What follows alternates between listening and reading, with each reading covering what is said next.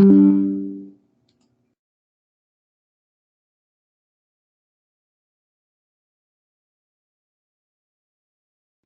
since I left. Hey, Tim, can you hear me? Yes, I can hear you. Okay, perfect. Well,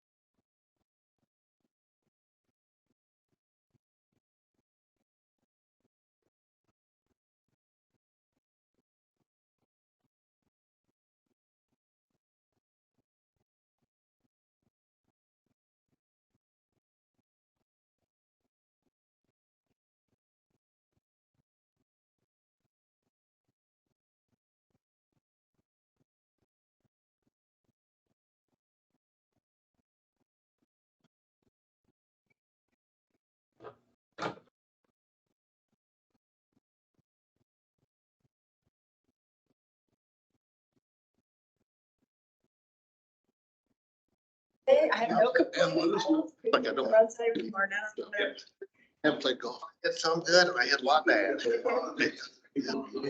Also Scotch. I overshot the green by 2 yards. I mean, it was like I just got it with my head and Yeah. it was not a good trip. Better Maybe that was That's a probably correct. screw it and just enjoy. Hit the ball hard. Just can't turn down that kind of spotlight. Check the stack. There was one where like 20, That's exactly. like, oh, we've had a couple short ones. And it was the front back or something. And she's Oh. Like, Yeah. no, serious.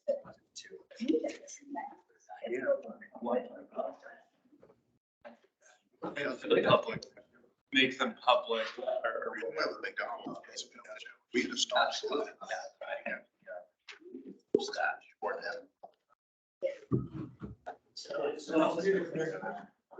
We're all here? Is all here? All right. I know it's a couple minutes early, but I think we'll go ahead and call the meeting. No, for sure. You have one gentleman here, Neil Goder, who'd like to address us. And I think he has some information for the.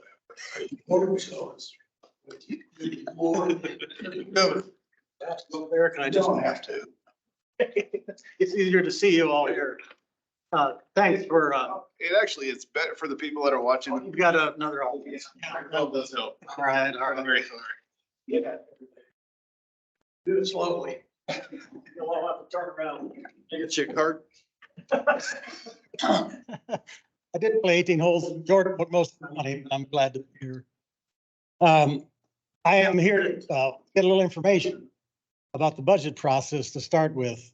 For the last 5 years, I think I've been appearing before the council during the budget cycle, just with questions about how golf was being run. It wasn't a very good time. This is different. We have this organization, this leadership board in place, and I hope that you'll play that role of advocating for the budget and identifying what the golf are and satisfying all those and getting the council on board. I'm a little confused though, and I'm glad Mark Manning's here because maybe he can help clarify where the authority lines are drawn. My understanding, the budget has been presented to the, I don't know what, it's plugged into the finance department at this point. What I'd like to know is where that budget came from, who develops that budget? Is Mr. Kaufman in charge of creating this year's budget, or has it already been in place? Just a quick answer, Mark. I don't know where that is. Our model is set up where departments provide information to us, and that forms the basis of where we start. Okay, so the budget will go from the finance department to the council on behalf of the various departments. The golf budget will come from this organization. Comes from golf staff or park staff. Well, I thought it would come from this leadership board because when the council created this board, the idea was it would separate it from the park department. Presumably what park staff did was informed by this board, but I just can't say whether that occurred or not. Right. You have to remember this board, the first meeting was, I think, the end of January.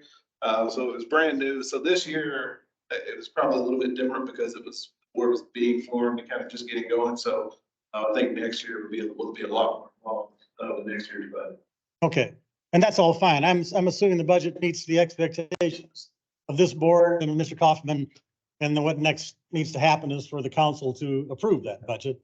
I don't think there's any problem there. Just wanted to clarify that. The other big concern, of course, and we talked about it the last time I was here with Greg Ferris about the CIP, the need for additional funding to pay for the infrastructure needs in the irrigation system. And what I'd like to get today is some clarification from this board as to, I've talked to Chairman Jordan about it. Ideally, what might happen is this board will formally endorse that request. With that in place, I intend to use what resources I have to rally support of the golf community on behalf of that through probably a petition drive. We hope we can get a volume of petitioners saying this is a good idea to fund the infrastructure improvements that are so necessary in the system right now that have been neglected for a long, long time. And it's kind of playing catch up. You're going to get some pushback. I've heard this already saying, do it yourself. You're making money, pay for it yourself. The volume of dollars involved makes that unlikely. It seems like it's impractical to expect the golf division to pay for I think it's an estimated 2 million for Sims to get out of the gate to start with. So the call from the public golfers will be to support the action of the leadership board in asking the council to fund a strategic capital improvement plan that addresses those infrastructure needs, allows the courses to continue to be viable as they are now. My understanding, the budget that's constructed now is largely consumed. I mean, all the money you're making, I'm assuming you're paying for staff, the necessary improvements at the course, a lot of catch up, particularly at McDonald Park, that has to be done. And I assuming that's the case, that there isn't a pot of money to pay for that irrigation in the current system. And if that's the case, then I hope that the board will express that in a motion, and I'll do whatever I can, and unless others do the same, to get a petition drive. The big dates coming up are in August. 2 things in August.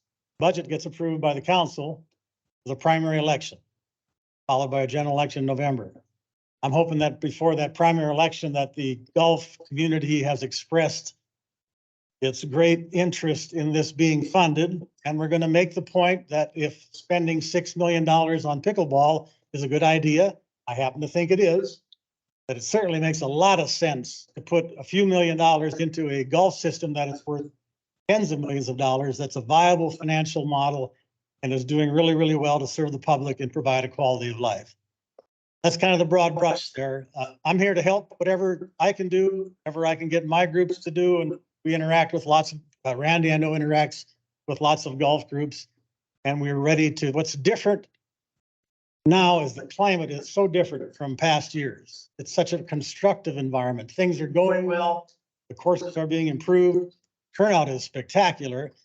I would note that when the pickleball folks showed up at the council meeting to sell them on that 6 million idea, they were great. They were great. They said pickleball is exploding in popularity. It is. And the one fellow got up and said, nationally, pickleball, #1 in the percentage of increase of participation, it had nearly doubled. Second on the list is golf. Unfortunately, the fellow said, I think that's just due to Top Golf. Well, there's some misunderstanding there that it's not, as anybody who's been on the golf courses know that's not the case. It's thriving. So we have the same argument. If it's good for pickleball, and I think it is, then we just want the council and anybody running for mayor or council to understand, just treat golf the same way. A few years back, I made a presentation to the council. Things were bad then. I made the case in a speech. I said, golf is the bastard child of the park department. And at the time, that was true. We were just, nobody would have any use for the golf system, had very little support internally. And on that's passed. Things are different now, and we're all encouraged by where it is. So I encourage you to do what you can, get this started. Your role is really unique, and I don't know, it's new ground for you, it's new ground for us, but I hope this board really is impactful in creating this financial outcome that makes golf sustainable for the rest of us. Okay, long-winded explanation. I'd be happy to take any questions, and I'm here to help. If the board have a question for Dale at the moment. Yes, Dale, what organizations you say you are affiliated with? Well, I play with a number of them. I play 5 times a week, probably. I play with the Auburn Hills Senior Group that Scott Weller runs. There's, I don't know, 70, 80 guys there. I've got a weekend group of 8 to 15 guys. I play with a weekday group, the Sims Men's Club, as it's been known in the past. We've probably got 50 guys on that list. I know Randy's got, we're in that same group with, Randy's got a men's club at Auburn Hills. There's a number of women's groups. So I'm just part of that culture of organized groups that show up regularly. I'm curious, how many of you folks play golf in the public courses? Great.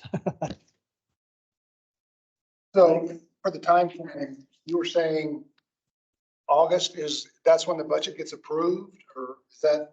And there are hearing, Mark, there's the hearing schedule that starts, when's the first hearing? The manager will present his budget on July 11th. And then on July 25th, I believe, we'll have an evening meeting, which we typically do.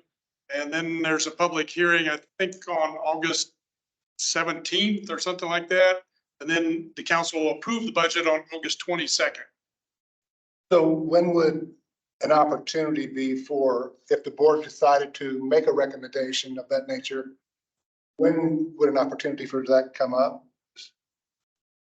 I would guess it would be at any point. You'd want to be on record in support of the CIP funding, and I'm trusting that Mr. Kaufman's got a plan he's going to lay out. I think I was counsel to say that would be a good idea to show a council a prioritized list, how it happens and where the money comes from, and have that clearly in place. That goes to the council at any point. They should just have it before them when and Mark, I guess for it to be on a list of consideration for the CIP, what has to happen?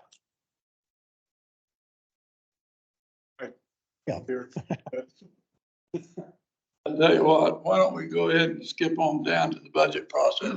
That way we won't be Together. crossfiring here.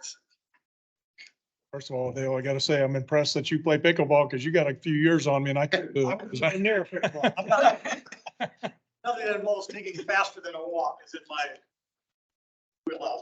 So I'm Mark Manning. I'm with the Department of Finance. My job is to help you. That is my job. You are my customer. So as far as the operating budget goes, again, we rely on the department to provide us information. I realize we've got some dynamics here that make timing a little bit different. But the bottom line is my job is to structure your operating budget the way you want it structured. So, I'll talk to Jesse, we'll clean up anything that needs to be cleaned up, but that's my job. It's that simple. I will tell you time frame though, is getting close to the critical time. We will finish our work about the first week of June. So maybe, what are we in, maybe 3 or 4 weeks from now? So I'll get with Jesse, but I would encourage you to give any feedback to Jesse, which you probably already have. I will visit with him and I will structure it however you want it structured. That's my job. I mean, within the realm of reason, obviously. But now, as far as the CIP goes, I would tell you a similar time frame. And again, I'm giving you my advice. My job is just to provide recommendations, not tell you what to do. And so I'm going to give you my advice. You can take it or leave it. You're better served on the CIP if you're in the book to begin with. That's much better than missing out on being in the book and then asking for an amendment. So what I'm trying to tell you is, in my opinion, you should develop your The CIP, the proposed. The proposed, I'm as dumb as I am. oh, But so the CIP is in a separate document? yes, I submitted a request for CIP back in January, maybe. Okay. Where that was due, so that request is in. okay, perfect. Okay, well, then the staff will just review that, and when the manager proposes the CIP on July 11th, he'll either include it or not include it. And I haven't talked to him about it yet, but, really what it's come down to is what the resources of the Gulf Enterprise Fund are. And then your other question is going to be, is the city willing to spend property tax dollars on the Gulf system? That's above my pay grade to answer that question, but it's certainly within your prerogative to ask that question, which is what Dale's suggesting. The CIP is funded from general tax dollars, It's funded from a variety of sources, but yeah, but not from the revenue stream of the Gulf system. Gulf system is an enterprise fund that funds the operation of the courses. Well- CIP is all different. in the old days, the Gulf system funded the Gulf CIP, like when Mike was around, but that was a different world. Obviously, the good news is the Gulf system is producing net gains, which is good. We're kicking off cash. And last year, for example, we moved $900,000 of cash into a capital improvement project for the Gulf system. I would expect we'd do a very similar thing this year based on our results. The question though is your wants are probably greater than the amount of cash that you're throwing off each year. Specifically talking about irrigation, which is what I put the request in. I think for several years that when they could have been done, and now all we're doing is irrigation. One, we brought our crew up, but trying to come up with $6 to $8 million to replace these 37-year-old irrigation systems. But the best thing you can do to let me help you is to empower somebody, Jesse, I presume, to know what you want to be included in your budget and have that communicated. And the second best thing you can do on the capital improvement program is, again, to develop your list, prioritize your list, and have that funneled through staff, presumably to me. That's the two things that you need to do. Now, I can't promise you what will or will not be included. Again, that's above my pay grade. That you need to get your ask in, and you need to get it filtered up to us in time for us to consider it and run it through the process. Is what I would tell you. And I think what I'd like to see it them as well is that the council will be presented that prioritized list, and they can decide what they conceivably could fund, and we would have input in that as well in the process. Would encourage you to provide it to them the same time you provide it to me. I can't tell you what to do. That's what I would. There's nothing secret in our process. I mean, we'll provide it to. I will tell you, I've worked with Mark for 5 years, and he's always been the greatest shooter of the thing. He's very honest, and he gets tired of hearing from us, but I have more now, dude. After that, Court made reference to the old days, yeah. We did used to do all of our funding in-house. And as we've added courses and deleted courses, various things have changed. Prices have increased. We've tried to hold, since I left, they've tried to hold fees down to be what they consider a good price point for the people that use the facilities, and try to maintain the courses in a adequate measure to allow a good condition, fine facility to use. Well, as prices have escalated, and golf did take a tumble there for a while. The participation rates went down, which consequently, obviously, impacts financials. And so there's been some trimming of things over the last few years that kind of created a bit of a problem in terms of being able to sustain themselves.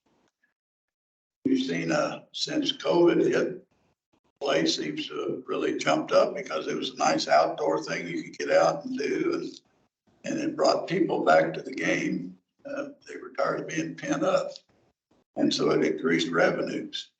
And through Jesse's efforts, through Mark, able to come up with some really good projects. I mean, like Mark referenced, there's 900,000 that got laid out for improvements around all the clubhouses. We've had some significant purchases in equipment. Equipment has become just astronomically high. Buying a piece of equipment nowadays is like buying Fort Knox. I mean, if they paint it red or orange or something, now it's worth 10 times what it was to anybody else. These things have come back to get us where over the years due to the decline in play and then the decline in people who cared about the facilities, maybe. I'm not going to say that's always the case, but might have been. We've had our irrigation systems, which are obviously a critical part of maintaining any course. If you can't irrigate it, you're just about out. And in part, for instance, which is the first one in our list of CIP requests, was put in 1987. So what's that? 86. 37 years old. Yeah. And the projected lifespan for irrigation for the board's knowledge is about 20 to 25 years. And the reason is that the valves wear out, pipe continually stretches and contracts, stretches. And so now you start getting stress wear and as pipes start breaking, the valves start failing. Your nozzles all go out on your heads, your rotators go out. So pretty soon, instead of having one go around, it's just sitting there squirting right there at Barron. It says, okay. So you come in the next day and you got a big puddle and the rest of it's dried out. You got valves that won't come on out there. You got manually trying to turn all this stuff on and it's catching up with us. So Sliding glass, you're looking at a $2 million cost. So for us to sliding glass closed. anyway, for us to sustain that and pay for it ourselves, we're going to have to raise green fees astronomically. If you do that, people, you're going to lose your players. So, and you raise it enough without losing your players to offset the cost. It's tough to do, which brings us back into the reason to have some CIP money. Now, like I said, these facilities are somewhere between 10 and $15 million. Want to keep your infrastructure up, I would think, from this point, to take care of the roads. It's the same premise.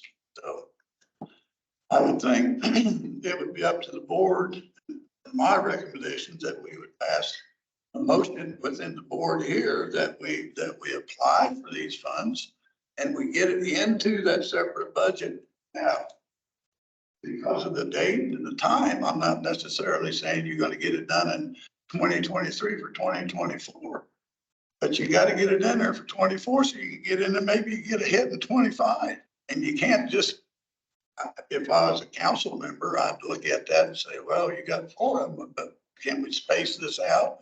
Make requests for 27, 28 for somebody else? I think the text is somewhat functional in the sense that we can still run there. I think we can still work at Auburn. And I know we've repaired all the pump stations to the tune of $200,000 or $300,000 this year. So that's assuming that we can do. So to me, it would be just like Mark recommended that we as a board make that recommendation that for the 2024, 324 CIP that we get the first one in and then we can go ahead because when they build a CIP for 10 years and get that last one in 10 years down the road, get it on there so they can see it and make them at least have to make a decision as to whether or not they're willing to, support a $10 million investment that we got.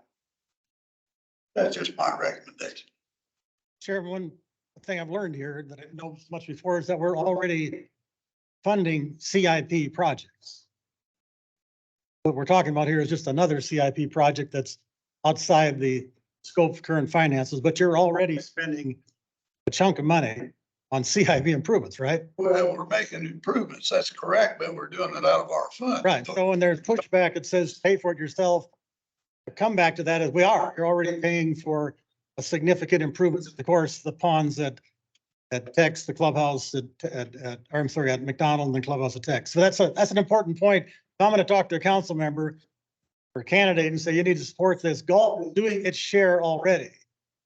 In what I'm hearing here in funding some of the CIP that's necessary immediately is that this component requires a little additional help.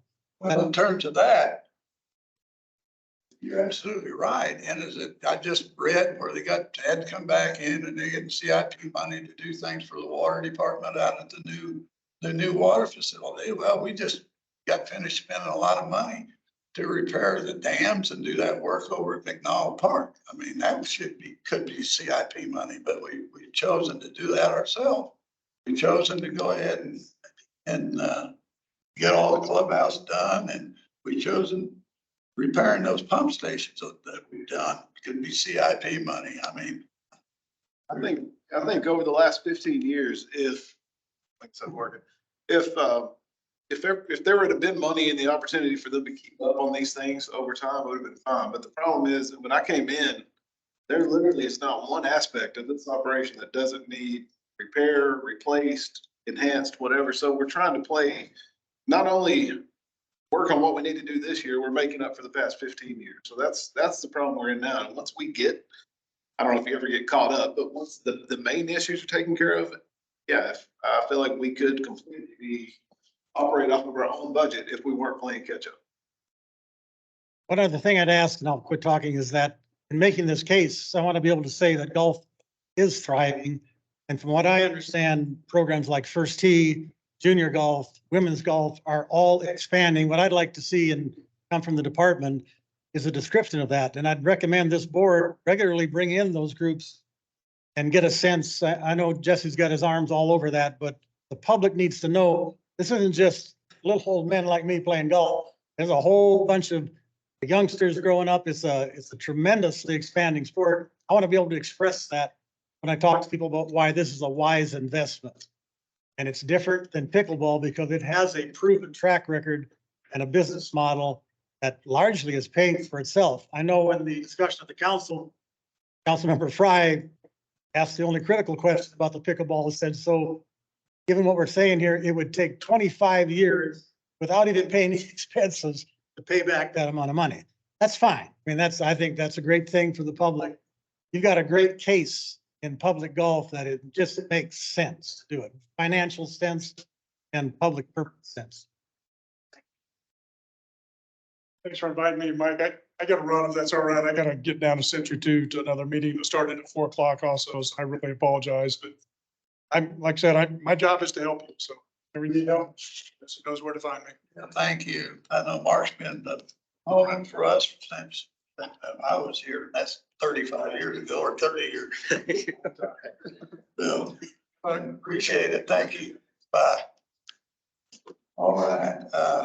Long on this topic, let's go ahead. I personally think that the board should make a motion or something in regards to this, that we apply and make sure that council knows our motion and that we recommend that some of these projects which we're trying to do in order to maintain the facilities in the manner that they need to be done. Some of this be put in the CIP. Let me add just a little bit more context to what we're looking at here. The age of the system, just so everyone know, is that Sim was in 1986, 37 years old. Tex was the next. It was in 1992, so 31 years old. McDonald was in 96, it's 27 years old. Auburn is 25 years old from 1998. He mentioned the average, or basically the maximum lifespan is typically 25 years. So our system is at the end of its life.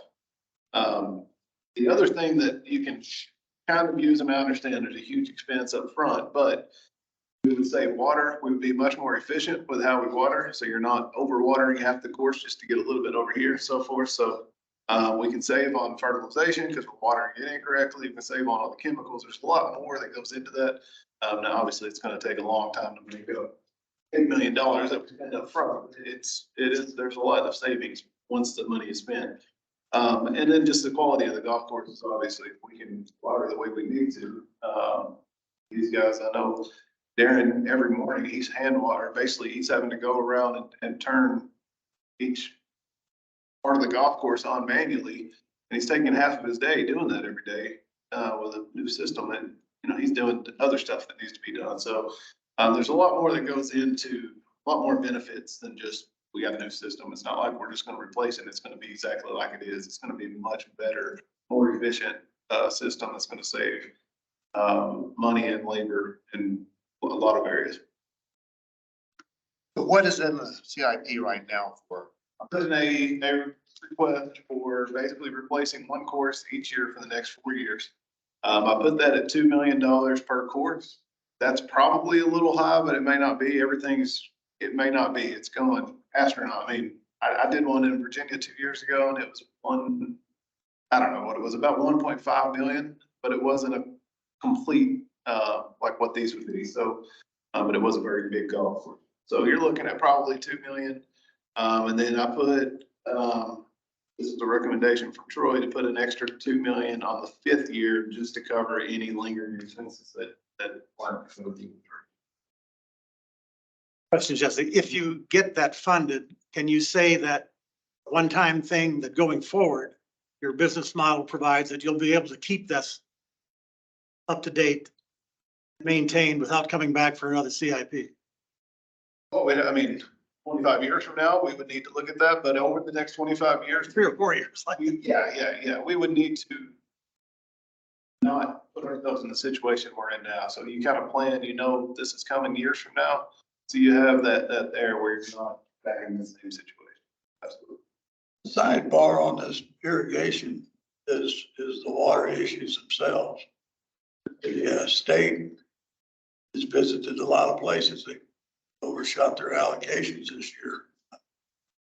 And if you can improve your system where you're more efficient, obviously you can operate within the bounds of your own allocation, but you're going to have to do that.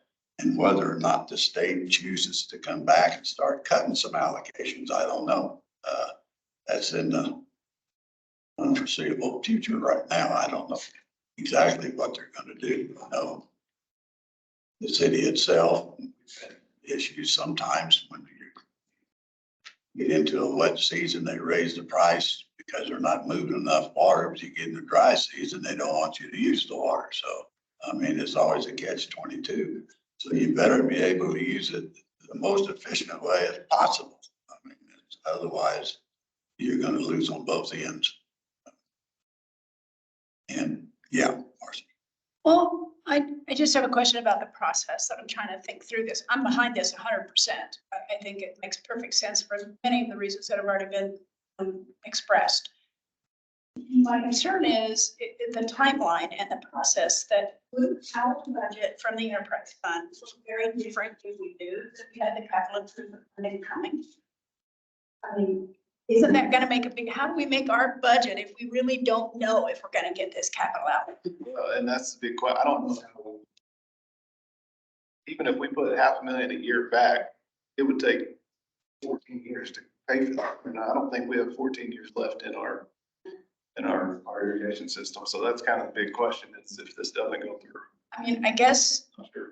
again, not knowing anything about the process, is there a smoke-filled room someplace that we can find out if there's a likelihood of this happening so that we know that as we go through our budget process on the enterprise side? If I call an expert and tell them that it's 37 years old, they're not going to come. They're going to say, "Oh yeah, you're about to." No, I don't mean that. I mean, yeah, I get that. I mean, is there somebody that could help us with the odds? That what's the over under on us getting the capital improvement? That was a bad choice of term, but. So my first year, I've not been through this last year, so I don't know. I will tell an official that I have been told to plan without it, and I don't know how to do that. I think basically, it's like Mark said, it needs to be put in there, get in the capital improvement book. And then you petition council members are the ones that have the final say on everything. Obviously, the Fingers manager. crossed, if we develop a budget that doesn't include some money set aside for this stuff, then we keep our fingers crossed that we don't have to revise that budget because we're told no on the capital improvement side. Well, again, it's, I don't know. It's always a shot in the dark, I suppose. I mean, everybody in the city's putting, all the departments are putting in their requests in the CIP, and it's a matter of how it gets prioritized. Whether that's done through the manager's office, he'll submit his recommendations, and then it's up to the council persons as to what is done and what isn't. Marcy mentioned the smoke-filled rooms. I guess the parallel to that or the equivalent is lobbying. You folks are in a position to lobby. So I would suggest, do each of you represent a particular council district? Is that how this was constructed? Basically, one member from each course that represents one course. And then the other three members are, it's kind of an agronomy expert. Jordan is not here. He's the kind of retail F&B specialist. And Evan is a kind of financial specialist.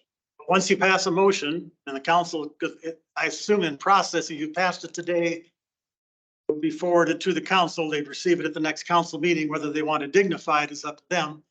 But at that point, then I recommend you start using your individual efforts, talk to council members about it. When Mark mentioned the public hearing that takes place, that's really your big moment then. And if you're in the book, like he said, it's there to be considered. Rallying support at that point is a big deal. That evening hearing, we're going to want to have golfers there. I hope you're all there and that you're representing you're organizing your board and its desires at that time. Those hearings are significant. The council listens to that, particularly with an election in the offing. The timing is good for that. That's kind of the smoke-filled room thing. That's helpful. But a great question. That's the process. You can't wait for it to happen itself. That's the big deal that's different now. This is an action-oriented group. That previous Golf Advisory Committee, which I served on at 1.2, had no influence. You are different. And I hope you understand you are different. But the point was made to me that this group's got to stand up. It's got to make its presence known, be an advocate for what you're doing here. I know you all believe it, but that's the different dynamic right now. It's a public hearing, and should we attend? I think he said the first one was late July, and then there's one again in. July 25 is the evening meeting and August 17 is the public meeting. There's essentially two public hearings, but you can communicate to the council at any point you want. If you wanted to have a hearing before that, before the council, you could ask for that, be on the agenda, say, we want to bring this discussion up. That's kind of up to you to how you construct that. I think you're in a good place right now with what you're doing, pass a motion. That gives me something to work with on a petition effort, which I think will be significant. And then that's kind of a two-pronged effort. What you do, what the public golf community does, hopefully makes a difference.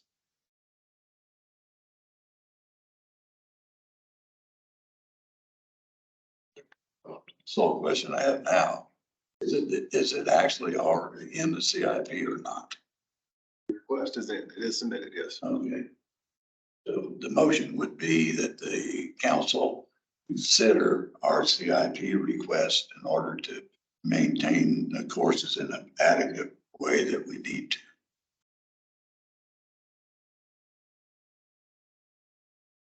Anybody got any amendments to it? Any different thing they want to talk about? I wordsmith it a little and urge them to fund, Yeah, not just consider it, but to fund the CIP request. okay, I'll go for that.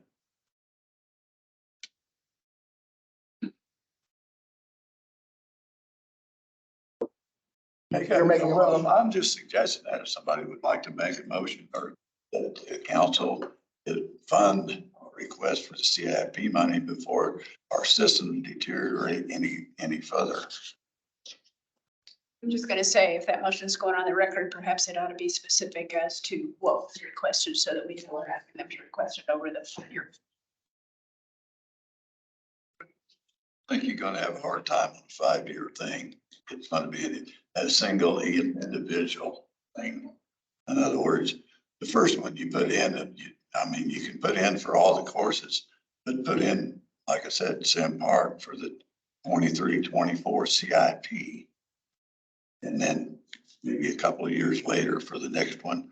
I think I think it would need to be done as a package deal, that you could space them out, but I think if you do one and then you come back, I would be afraid they would say, "Well, you already got that last year, we're not doing that again." so So that's possible.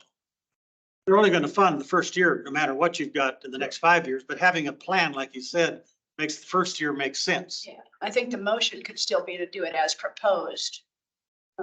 Even though all they're gonna should vote on is a year's budget at a time. Yeah, and the existing proposal is a 4-year plan, 1 course per year. Yeah, I think that's what, in that case, that would be what we would recommend.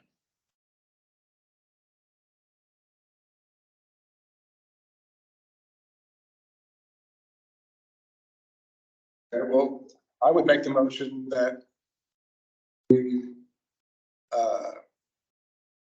recommend that the city council supports the CIP suggestion that Jesse put in and fund the irrigation systems to be replaced on the golf courses over a 4-year period, 1 course per year.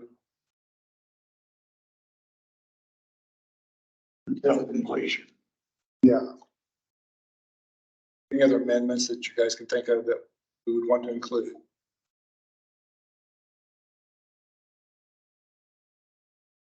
I'll second that. Motion and a second, all in favor?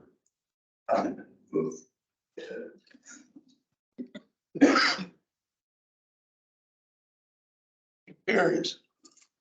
6-0. Okay, now we kind of got on to public comments. Thanks to Gail. Does anybody have any announcements? We kind of skipped over that real quick. They'd care to bring up? it's not really an announcement, but I want to thank staff for being here. I know it's very hard to get going right now. So I appreciate you figuring out how to make it work for you. I have one announcement. I got out and looked at a few of them since we got a little rain. Things are perking up a little bit. There's nothing that we can do any better than what Mother Nature does. We can come up with all kinds of things to make it grow and make it look better, but Mother Nature is the one that releases it all. So that point, it really started to perk up a little bit. We did have some winter kill, and it is prevalent all over. I don't know if anybody watched the Byron Nelson, but it looked to me like they sawed it all their approach. Did you hear what they said in Texas? That all the sod farms are out right now because there's so much winter kill. Well, I can tell you, sod shop is selling sod to Texas. So I think that's a true statement. Okay, approval of the minutes. I do have one other thing. Yes, sir. I just wanted to say before Dale leaves that if there's anything that I can do, or some of the board can do to help with the mission portion of what you were talking about, to get people on board, public golfers on board, to help support the funding, I know way, so if anything I can do, please let me know. Whatever we collect, I think will funnel through you. What I've written is undersigned golfers support the Golf Leadership Board's recommendation for funding of the CIP. Get all those names there, give it to you, and you route it. I think it means more coming. If you've got that, that's going to be a petition to the Golf Leadership Board, but to the council. But if you would be the conduit for that, I think that'd be great.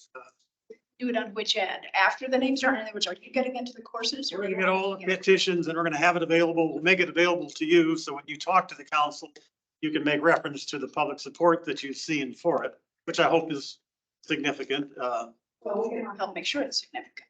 Okay, that's great to We hear. all spend time at the golf courses, so we all know people who can help. About the Time is pretty short because of that hearing coming up. We'd like to get the petitions. We've done, turnout is great right now. It's a great time to get signatures. We'll work on that.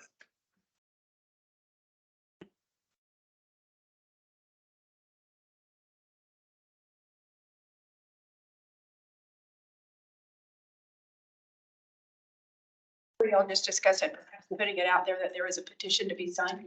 Yeah, he was asking with the starters that are in place, if that was. Yeah, to get involved in that or not, probably not, since they're not employees, but they represent the course directly. We could put something on the website that there's petitions to be signed. Yeah, it's great. I wouldn't think so. I would think that would be. We can start a website. Just hoping it stuck off. It might be a way to facilitate getting more petition signers that we can't otherwise get. Electronic. Somebody, social media genius here would take care of that. Let's meet out. That's a good idea. I think that would really. The end of the table has more hope. So, yeah. Basically, I would say, what's social media? Never looked at it, so.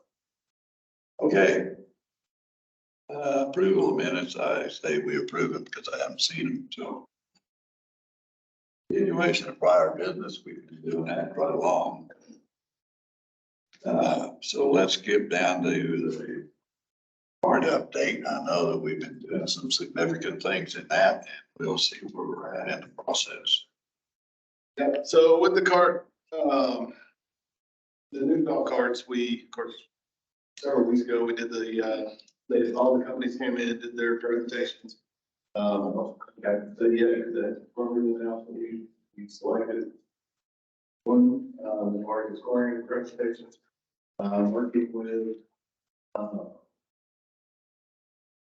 everything right now to get contract drawn up, and with Native Legal is going to work on that. We on council agenda for June 6th, I believe, for them to approve that, and then we'll have carts very soon after that, it sounds like. So I don't see any reason why that wouldn't go through. They're all aware, and everything's in place. So I think that should be done before our next meeting. I should be able to tell you exactly when the cards are going to come and be finalized and that's on contract. In regards to the cards, I know this is a completely different method than we used before. Our leasing them were previously we've always purchased. But judging from the rounds played and the card usage, I don't foresee really having any problems in order to meet that release. It looks really positive for us. And there is close to $50,000 in that fund already. We just started it March 15th, I believe. And then we'll, of course, we get nearly $1 million for our cards. So it goes straight to the lease plus $2 from every cart rental goes to it. So we'll have no issue paying that. Actually, by the time the next lease comes around, we'll have a good starting fund in that account to continue. So we'll, just like we talked about in the beginning, the plan is to always be ahead, and that's, it's like that's going to work even more ahead than we expected. What's the lease term? Length? 5 years. Okay, then the new category would be staffing update by Jesse. I know he's got some proposals that he's trying to put through on a budget, so. Yeah, we've discussed this a little bit in a previous meeting, just kind of me giving you an update, but the assistant professional position at MAC, I ran into a snag with that. I'm trying to get that pushed through. They need, I don't think it's a formal vote, but they've asked for just a support from you guys to fill that position. The plan has been all year to, we had Kent move into the head pro position at SIM. That opened up the assistant position, filled that. So Greg is at Tex now as a full-time assistant. Tim Crockett is at Auburn as a full-time assistant. The plan was to fill that assistant position at MAC. And then over the last couple of weeks, trying to get this pushed through the process, they said they need something from this board, just, I guess, the minutes from this board showing that no one was opposed to filling that position. So I guess before I go into any other, is there any reason why you guys would be opposed to filling that position? Absolutely not, but is there any reason they need it now as opposed to the last two people we've? Those positions already existed. I see. Yeah, so we were sharing assistants. Basically, we had 2 assistants that worked at 2 courses. It was very ineffective. And just really, it wasn't really a good system. Just a shared leader. So I'm trying to really utilize the capability. history of that. When Jesse got here, I mean, the last few years, they've been cutting and cutting. And it used to be, we had 4 assistant pros and due to their cuts, they eliminated them down to 2. And you eliminate it out of the budget. Now you have to recreate the position, which is what he's trying to do. So they need a recommendation, I guess, from us to say that we need to get back to staffing at McDonald Park because with the new driving facilities that we have there now is requiring a little bit more in terms of labor force. And in order to do that, he needs to have not declaratory permission, but a recommendation to fill this position or actually create the position to fill. So then would all the courses have a pro and an assistant pro? No, Sim would not, and the reason being they don't have the driver. It's a smaller facility, so they don't run as many events. They don't do as much programming because they don't have a driving range, so it's a little bit simpler operation. So I'm looking at giving him 2 higher level positions, hourly positions, to meet the need there. There's, you get into staffing that they cut on the maintenance side. They've been cutting staff for years. Seems to me like since I left here, it used to be 15 or 16 people out there. Now you're down to bare minimums. You're like, you got 8 or 9, 10, and then maybe. And these guys, they have, I would say, they've been jacks of all trades. We have never had a quote unquote mechanic in the system in order with the highly, the more sophisticated equipment that we're spending hundreds of thousands of dollars to put out there. That maybe we want to look at that in the future is to have a floating guy that knows all that types of stuff. I mean, we can take care of the routine stuff, sharpening reels and those things, but when you get into hydraulics and then these new machines chasing that electronics, my golly, it's a nightmare. So that's something we need to look at, but just like when you start putting positions back in, your budget's changing. So now you have to look at finances and whether you can sustain that or you can put it in there. But it's, again, that's something that we're gonna have to look at as time goes along. So what do you need from us, Jesse? Do you just need a recommendation? Do we need to make a motion? What do we need to do? I think a recommendation, I said that technically didn't need to be a vote, just it needs to be in the minutes that you guys were in support of this position. So we would just ask that the minutes reflect that we support the creation of an assistant pro position at MAC. Correct. Here. Yeah, I'm in favor of that. Okay. Sounds like everyone is. So Marcy is making a recommendation and Randy was a second motion. All board in favor? Aye. Aye. Okay, and you brought up so I want to go a little more into staffing beyond that. And give you an update of where we're at. These guys are trying hard to get people in these positions, and I just spent 4 days in DC with all of the people all over the golf industry, and it's a massive problem, not just here. That's the number one issue that came up. These guys are struggling. I just talked to Darren. He's got 5 people outside taking care of the entire golf course. How many do you have, Seth? And Yeah. probably, I'll say I got like 3 seniors and then just my assistant myself, so. Yeah, I mean, there has been a lot for that level of staff. And you were talking about the mechanic. One thing I want to try to do before the next meeting is look at kind of what it would take to pay to fill that position and fill that position, and then look at what the savings would be as far as what we've paid. Try to determine what jobs would be able to be done by that position and how much we've saved, how much we would save over the course of a year. So we may spend more in labor, but save even more in what we're paying to send all this machinery out. In terms of labor, I know you guys probably don't read the periodicals that come out in the golf industry, but one of the greatest problems in the industry itself, both through the professional pro shop side of it and the maintenance side, is burnout. you got these guys having to work 60 and 70 hours a week, and pretty soon somebody says, why am I doing this? Especially when you didn't get much support from administration in some places. How you can alleviate that, I don't know, because whether we get into it, the harder it gets, because you got people dropping out in the schools that you go to for this particular industry.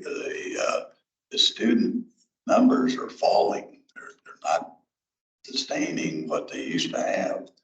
And so consequently, you don't have as many people coming into the industry. So it's an ongoing problem, but I know one thing, you can't keep asking them to work 70 hours every week. It gets a little tiring.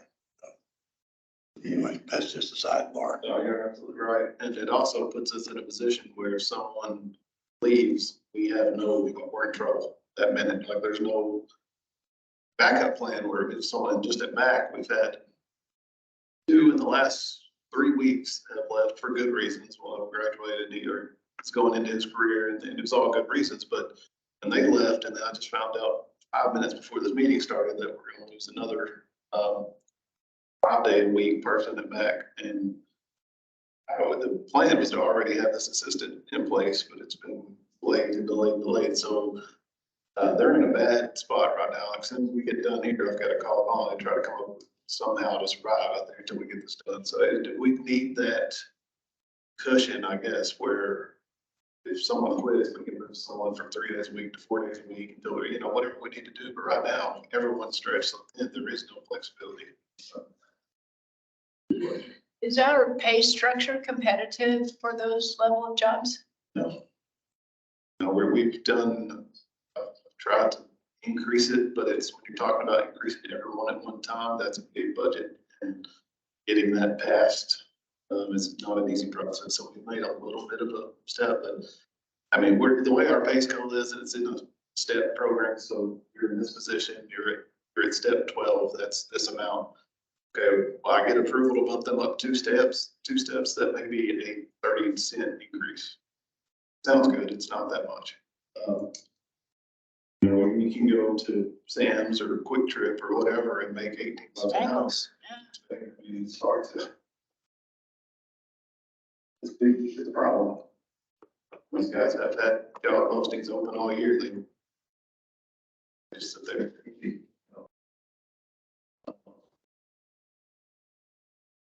Yeah, we're not alone, and if I could figure out the solution, I could retire, because I just met with 250 golf course owners and operators, and that was basically every conversation went back to that. So, but I didn't want to make you guys aware that that's what we're facing right now. One sidebar real quick on that, while we're talking to Carlos. What's the status on that new equipment getting in? It's trickling in. We've got sprayer. What else came in? We've got like 4 of the 8 pieces. Do you have a sprayer yet? Yeah. But it's they just got to put it together. Yeah, it's probably a week or 2 away. We are going to get it for this operating season, I hope. That's what I've been told. Still shows up, I'm not counting it though. We still have 4 green mowers that they keep saying they're close. They're close. I don't know what that means, but I would say by the time the grass is done growing, we'll be able to mow. That guy.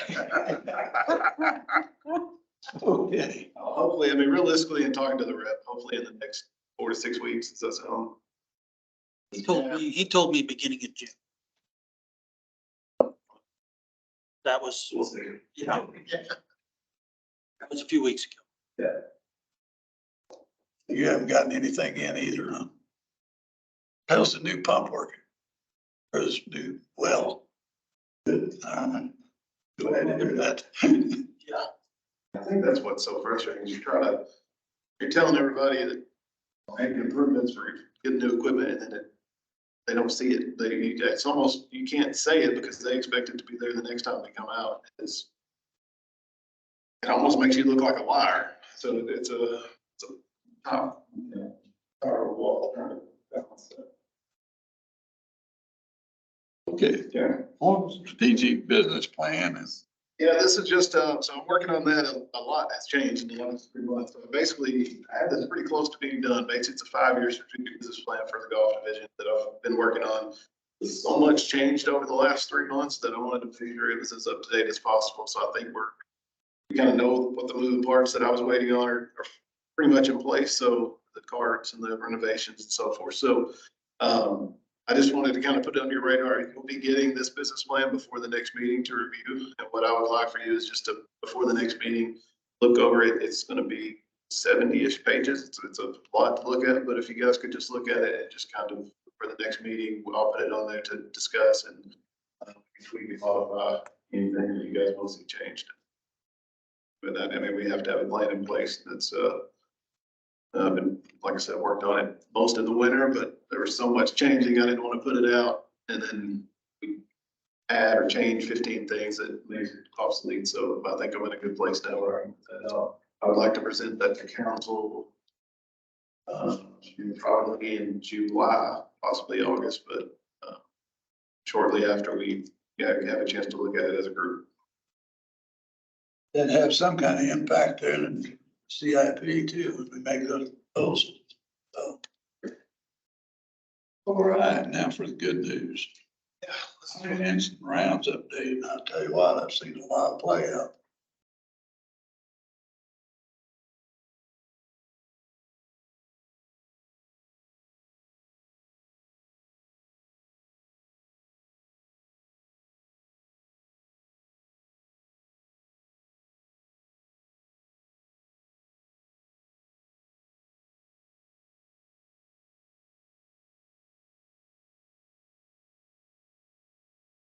Okay, I'll just go through kind of the April numbers. This is through from January 1st through the end of April, the first 4 months of the year. So looking at the number of rounds, we're up about 8,000 rounds from last year. We all know last year was bonkers, and it to be that far ahead already is crazy. So a 25% increase. You can see Tex is leading the way at over 13,000 rounds, which is just makes no sense at all. So no shortage of play. March rounds, so looking at March, I should say April. I didn't change it. Yep, so that should be April.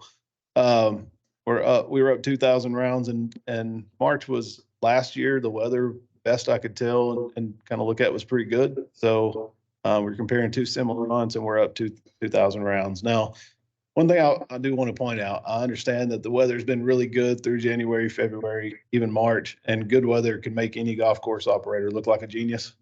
So I'm not blind to that fact, but when I look at our good days versus good days last year, we still have more play. We're still making more revenue. So everything's going the right direction. So 13% up just in that month. Cart rentals, $310,000. The first 4 months of this year compared to 255,000, 21% increase. That's a lot of play. That's a big number. That's really good. Food and beverage, we're up 37% from 100,000 up to 130, almost 140,000. I know Kevin's dying to get some of these clubhouses, which I'm gonna give you an update on in a minute, but we really haven't done any of the updates in the clubhouses yet. So this is just from little things that he's done, tweaks, but I still think once we get the kitchen kind of redone and adding a little bit of minor equipment that we need to add in the summer can just take off. So, yep. When you look at that, obviously Auburn's in there.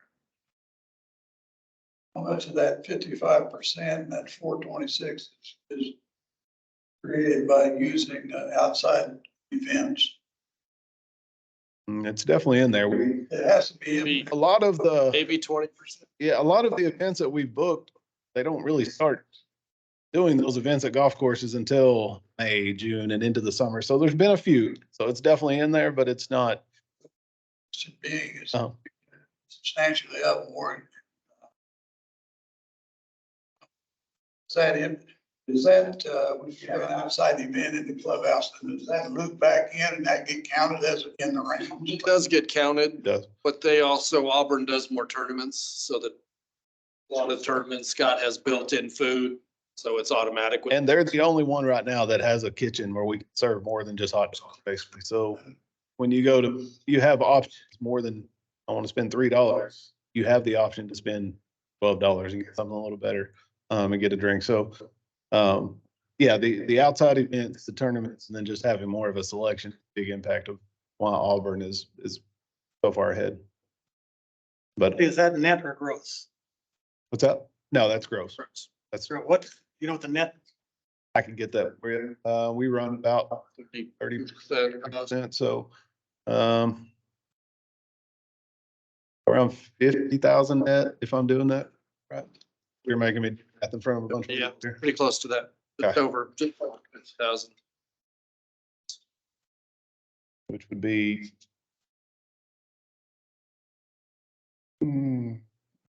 about a $15,000 increase in net from last year.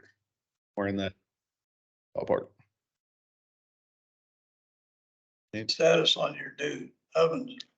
We're gonna get. I'm later on the list. All right. Not prepared yet. So Now, a projection of what you want the number to be like. Originally, when I came on, if he backs up, the F&B per round is kind of how we base everything. But my original goal was $3, which we're sitting at already.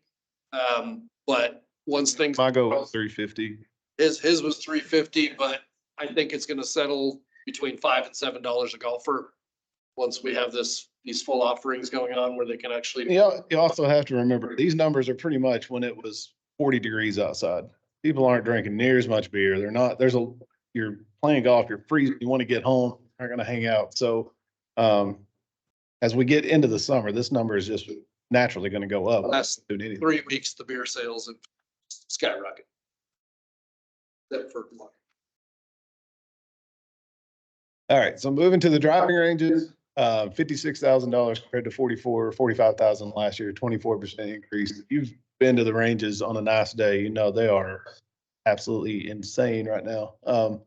We put the hitting area, which is probably, I don't know, 80 yards long. They're 120 yards past that. I mean, it's not even, it's crazy. So the range ball dispensing machine at Mac has done really, really well. The good part about that, it's through Fergie, credit card machine, which is taking over 80% of their ball sales. But through the city, we can't do that. It doesn't meet the requirements that the city, and I dealt with the same thing in previous jobs. Like there's no way we can have a credit card machine on a ball in the city's name. So we do it through First Tee, and then First Tee pays us there. I would like to add that option at the other courses, but I don't know how to do that, get around. Do those numbers reflect the credit card? Yes. Okay. But yeah, 24% increase there.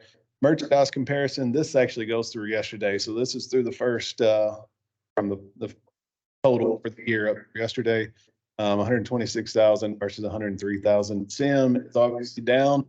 That's because Colin left, went to Mac. Kent took over. We had his pro shop employed with all the work we were doing in there. So he's just now getting started. And this past week, I saw his numbers, and he's starting to grow. I was there today. He's adding merchandise. He's still waiting on that counter, which I found out today will ship out Monday or Tuesday.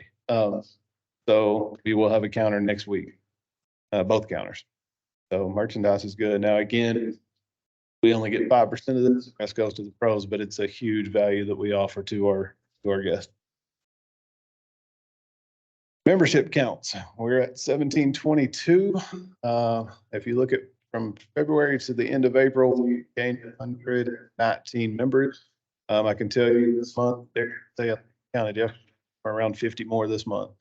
While we're on this topic, for the membership increase, we've been working really hard. We've got kind of a plan in place. We've got the list, figured out how we can clean it up and email everyone directly with a link that basically just says, it's a electronic signature where they accept the new rates, or I do not wish to continue my membership. We're going to send that out June 1st. And then we're going to send it out every week, and get as many as we can through email. And then on July 1st, the new dues will go into effect. Trying to hit June 1st, but if we tried to rush this and it was a disaster and people were getting charged all crazy amounts, it would have been worse. So we tried to really take our time, make sure we had a good plan in place. And I think we're in a good spot now. Total revenue, April alone, 618,000. I can tell you for May, we are on pace, of course, depending on weather, to make over 700,000 this month. So 618,000 for the year, 1.56 compared to 1.32 last year. Now, these amounts have all merchandise sales. I'm going to get to the financials in a minute, which has the 95% taken out. But still, looking at total sales that go through our registers, we're at 238,000 more than last year at this point. One really good thing in talking with the guys in finance, our break even last year happened toward the end of May. So that's the point. Of course, it's seasonal. So in the winter, you're going to spend a lot more money. You don't have money coming in. At some point, you catch up, start making a profit. It was toward the end of May last year. We hit that at the end of April this year. So we're at a good spot compared to last year. Any questions on anything before I keep going? Is that break even based on the current budget, or is it based on? That's where we started. Add to it. That's where we started turning a profit. We look at our expenses versus our revenues. That's the point where we started making money. You're gonna start adding to it when you create more positions and that kind of thing, though. Is that gonna impact it much? Well, sure. Yeah. I mean, the break-even point, I mean, you could add $1 million expenses, but if you add them $1.5 million, it's still that. I'm just looking at net revenue, the point where our revenue started outweighing on. Of course, yeah. If we add expenses, that's gonna obviously affect that. So, let me.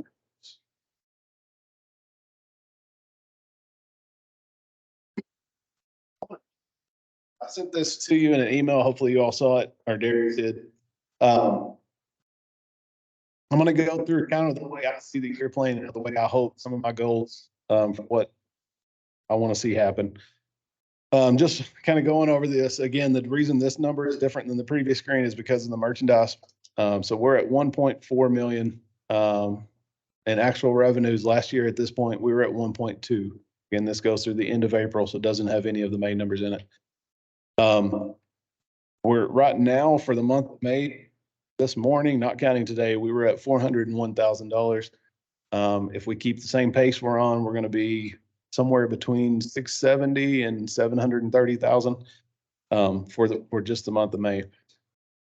Let me go through expenses and then I'll go back. So the only two numbers that really jumped out, if you look at the number on the percentage on the right, this is through the first 4 months, which is 33% of the year. So looking at expenses, that special compensation, that's a small number, $3,000. So not too worried about that one. I've got it highlighted here. The base compensation, we're still okay as far as our budget, but we're a lot more than last year. And that's because we had several open positions last year. My position, Kevin's position, Darius, Darren. So all these positions were open. So we're hiring labor this year, but that's as expected. But as far as the budget goes, we're doing okay. The professional services, the 155,000 under right here. That is, or no, I'm sorry, not professional services, building and equipment. A lot of that is some of the pump repairs that we had done. So that number is a lot bigger than last year. But it's stuff that we didn't have a choice. Nothing else. The one number on the bottom, the 87,000, the three numbers, this number right here, the city admin charges. So I went today and tried to figure out, we're at 50. Where is it at? It's more than last year. So trying to figure out, or no, we're at 50% of the budget. Didn't make sense to me because it should be spread out evenly through the year. This $32,000 higher than it was last year. Right. But the reason, well, that's the 55,000 is what we have left in the budget. So I've found out today that's charged quarterly. So it hit in January and it hit again April 1st. The next 2 months, there won't be a charge. So it'll even back out to catch up. So that one kind of scared me. I couldn't understand it, but I got an explanation today. That's the money to cover the first 6 months. That's correct. That's correct. So that would essentially equal 174,000 for the year, if that plays out. That 174,000 include equipment and what have you. For the, yes, that would be IT, fire, police, legal, all that, the equipment, the fleet. Motor pool stuff, everything. Fleet management, yes. Yeah. So kind of what I'm looking at for the rest of the year. So I said we're at, we're on pace to make about 700,000 this month. If we do that, that's going to put us at about 2.1 million for the year. My goal was a minimum of $6 million in revenue for the year. When I came in, that was without a doubt, that was kind of my, anything below that, I'm going to be extremely disappointed. So we need 3.9 million from June 1st to the end of the year to hit that goal. That averages out to about 557,000 a month. The way I've kind of breaking that down in my head, if we can hit 650,000 June, July, August, September, and then about 420,000 for October, November, and December, that would put us at 6 million in revenue. Our expenses are budgeted at 4.46, 4.4 million, 4.5 million. I fully expect we're going to go over that because as we make more revenue, we had to spend more money to do it. So let's say we add 500,000 to that, to the expenses, that puts us at 500,000. If we bring it, or puts us at 5 million, if we bring in 6 million, really, I'm ambitiously looking at about 6.5 million. That allows us to put another $1.5 million into the bottom line, which at that point, we would have 2.5 million that we could start working on these projects, the park packs, which is not enough. That sounds like a lot. We'll burn through that so fast, but I'm reluctant to really start hammering out these projects right now because we never know if the weather changes, economy crashes, what I want to actually see that the year's going to play out the way that we hope that it does and continue with the success that we're having. And then I would like over the next couple of months to really figure out what our plan is, plan of attack as far as tackling these projects over the winter and really start open next year with new stuff, new car paths, new bridges, whatever it be. What's your goal then for unencumbered funds at the end of the year? 2 to 2.5 million.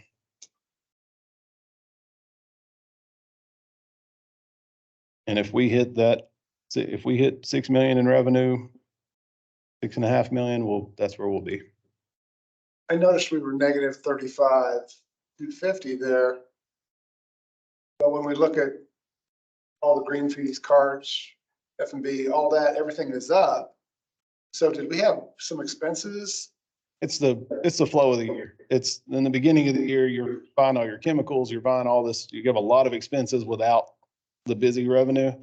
And that's what I mean. Like once now the chemicals are down, we're basically just mowing like crazy, but the revenue is coming up in the summer. So. Mr. Chairman, I'm going to run. Can I make one comment?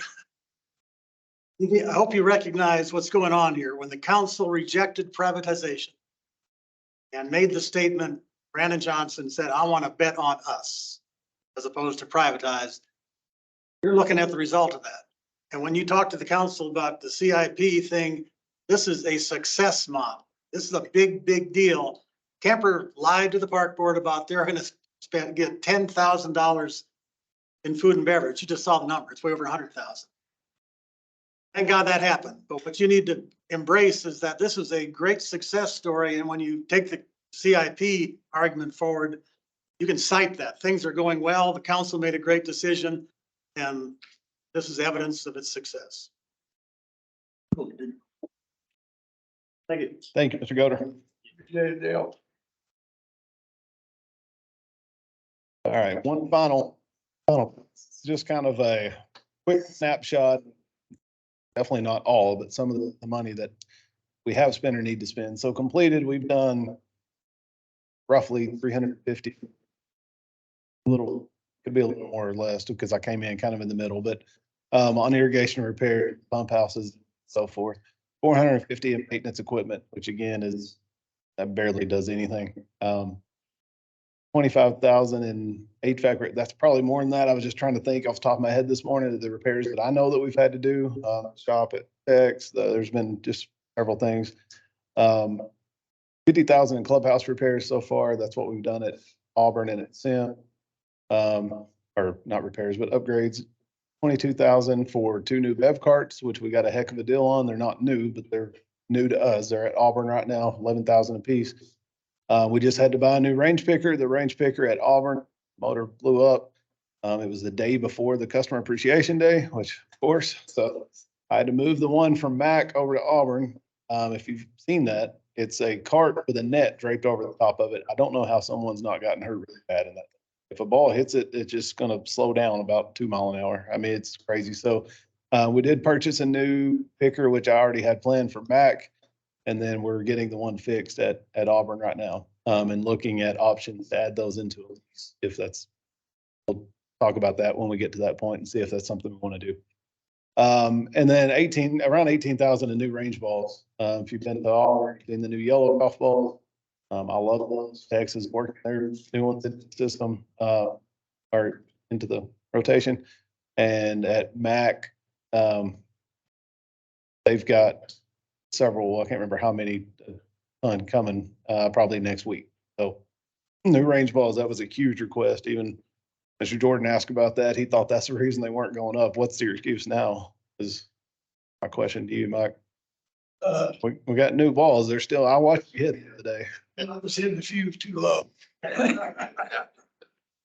All right, in the process, clubhouse remodel. So we did the RFP for Tex. It came back 2 weeks ago. We should have that awarded. Sounded like week probably. So back to then, your estimate. So it's kind of complicated. We had one estimate for all of the courses. So that one came back pretty much what we expected. Mac is the one that we're worried about. And we have a pre-meeting for all the contractors on the 25th. You guys are welcome to come to that.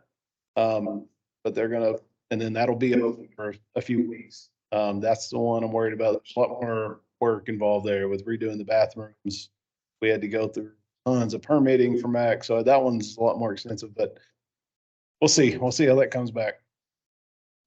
Carts, I gave you a little quick update. Those should hopefully be in place fairly soon. So future projects, I really want to put a simulator room at Tex. That's part of that project, part of renovations. The reason I want to do that so much is because it's a revenue generating idea. I'm always in favor of that. If you look at, it's going to cost about $30,000 to redo the room, add the simulator, all that. But if you look at that, if you rent it for $35 an hour, rent it 4 hours a day, it's going to take 200, I think I figured out 242 days to pay for itself. And then after that, that's just straight money.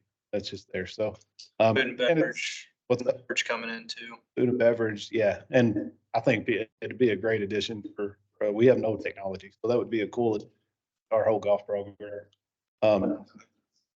Steve will take advantage as far as lessons and club fittings and so forth. So, park pass, and then I'll be up there at like midnight every night wearing it out probably. I can play it. That's when I have free time. Park pass, we talked about that last time. The kitchen. Been working with Kevin. I know he's gonna talk about this, but we've kind of come up with the most inexpensive way to make these kitchens, kind of rebuild them and remodel them where they're very functional. We can offer a lot more stuff. About the ovens.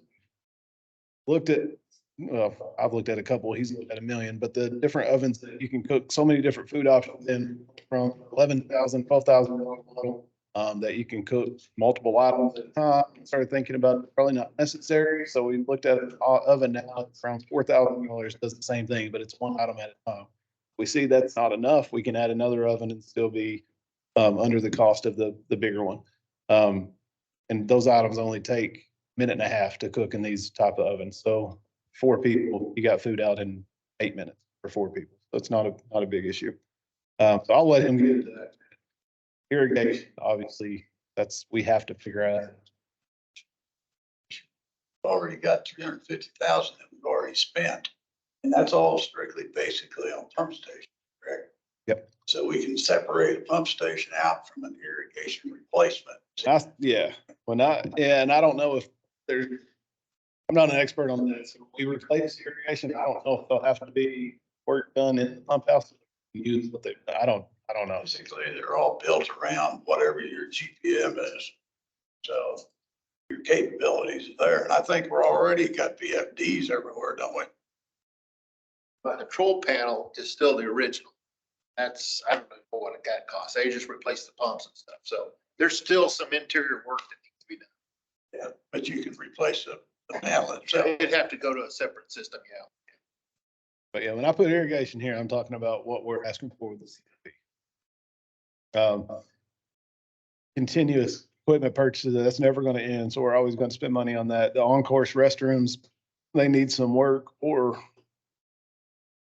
placed in certain cases, bridge repair, placements, tree removals. That's always a big expense. It's always going to be there. Erosion fixes for pond banks, a lot of the erosion around the ponds and other areas that you definitely are going to spend some money on. And then I just put suggestions for you. You guys are at the courses. Quite honestly, you're on the courses way more than I am. I've got suggestions from staff, obviously, and requests, but anything you guys see, like shoot me a text, shoot me an email, and I'll just create a master list if we can. On work, it needs to be put on that thing somewhere. I mean, those ones that we use to retain water, I don't know. He's on there. We're using those, they need cleaned out so we can retain water. I know that's a future thing, but it should be added to there somewhere. That's Just have them dredged out, you mean? We just have them dredged. dredging those out if you want. And to me, I'd go down 18 and put a lot of water in that thing. So we tried to do that before. And various people worried about whether or not we tore it free out.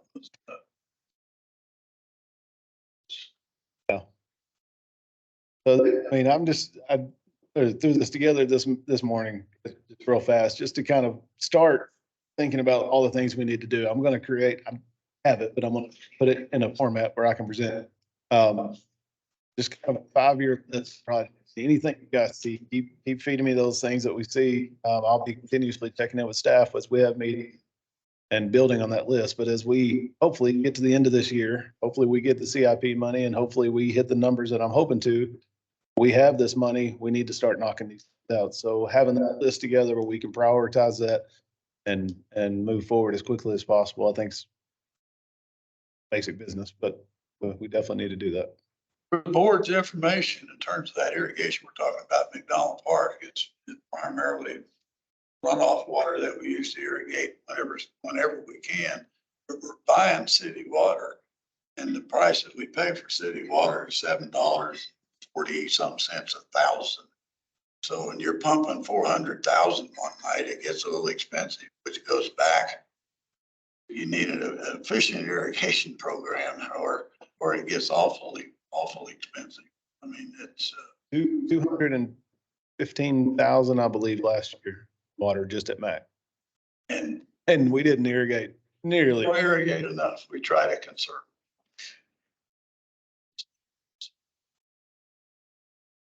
And they got a right to complain because some places get pretty hard and dried out. Some of the turf suffers because of it, but at $7.40 a thousand, you just can't waste it. Anyway, that's just a sidebar. Do we have a cost estimate of what it would take to dredge those ponds, hold more water? Ron, are you on? Reese, hear us? Ron Reese? Sliding glass open. Yeah, can you hear me now? Yeah, I can hear you. Okay. Did you hear that question? Yeah. Joe, we worked with Joe Hinkle in the stormwater department a few years ago, and he worked up a preliminary, something Mike mentioned, building an additional lake between holes 10 and 18. And that was in 2016. He was estimating the cost at about 400,000. So I would say you're maybe looking at 6 to 7 now, but it would more than double our holding capacity of runoff water that we retain on the golf course. So, with all the work we did last year, just in the month of April, I was able to use about 3 million gallons of water that wouldn't have been able to do a year ago. And that's just from the ponds being filled up from one good rainfall.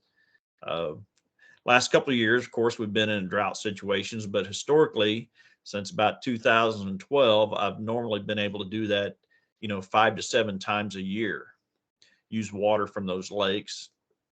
And so it is significant. Of course, I know, like Mike said, I think this year, I think our actual cost is $7.76 per 1,000 gallons of water. When I came to McDonald in 2008, it was $2.08 per 1,000. So, and we're actually with the new driving range facility, which is great. We're actually irrigating more area, but the price of the water is more than tripled. So it, it becomes a money management game, just doing the bare minimum at times just to keep the doors open is the way we've been operating. So, getting a added lake in a CIP would be a major thing. I know Joe Hinkle said at that time, he says it would pay for itself in 8 years, which in the city terms, that's unheard of. Usually if they look at things and it pays for itself in 20 years, they consider it a great thing. So it would definitely be something to look at moving forward. Thank you, Ron. $700,000. $2.5 million. 76. Okay, all right. So in the sake of time, if there are any other questions, I'm gonna let them kind of give an update on each course.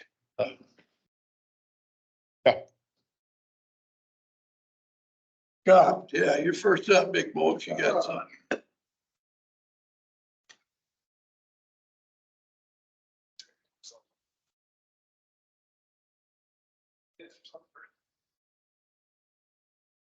Good afternoon, Scott Weller, golf professional at Auburn Hills.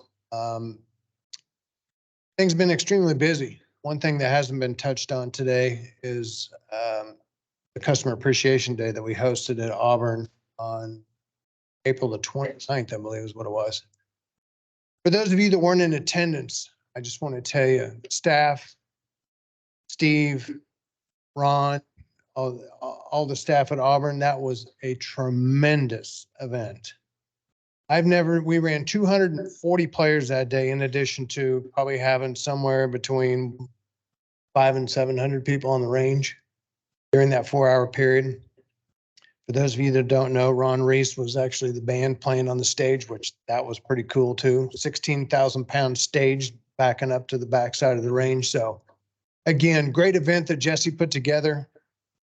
Had a lot of people commenting on just the magnitude of it and the turnout. I mean, we had additional overflow parking at Dillon's right down the street at 135th and Maple, which made it a lot more convenient for golfers trying to get into the facility. But again, I think that's probably something that will continue. I know that there's a couple more in the works for juniors and women later this year, and talking with Jesse. So that's kind of how the month started. As we got into May, we've currently have 4 clinics going on. I have a ladies clinic in 40 minutes, 45 minutes. So participation level for for ladies, we've been doing Monday, Thursday, the juniors on Thursday as well with the snag. So the programming that we've had at Auburn with the pace that we've been running with the rounds, and Kevin's been booking meetings, business meetings, weddings, receptions. I mean, it's just been head spin. When staff, or not what staff, but when people come in and say, well, what hat are you wearing today? I said, I'm a helicopter pilot. Today I'm, serving at the wedding reception this afternoon. So it's been a struggle a little bit, as Jesse alluded to. Just finding staff is very difficult. I go through the NeoGov site and I look at, what's available out there as far as job applicants. To be honest, They're all females. It's a first job. They're 15, 16 years old. We're not getting the caliber of people applying for jobs that we once did, whether it's they don't play golf or the pay just doesn't really resonate with them as it used to. So we're struggling. We get into the month, latter part of this month, and then we get into the first 2 or 3 weeks of June.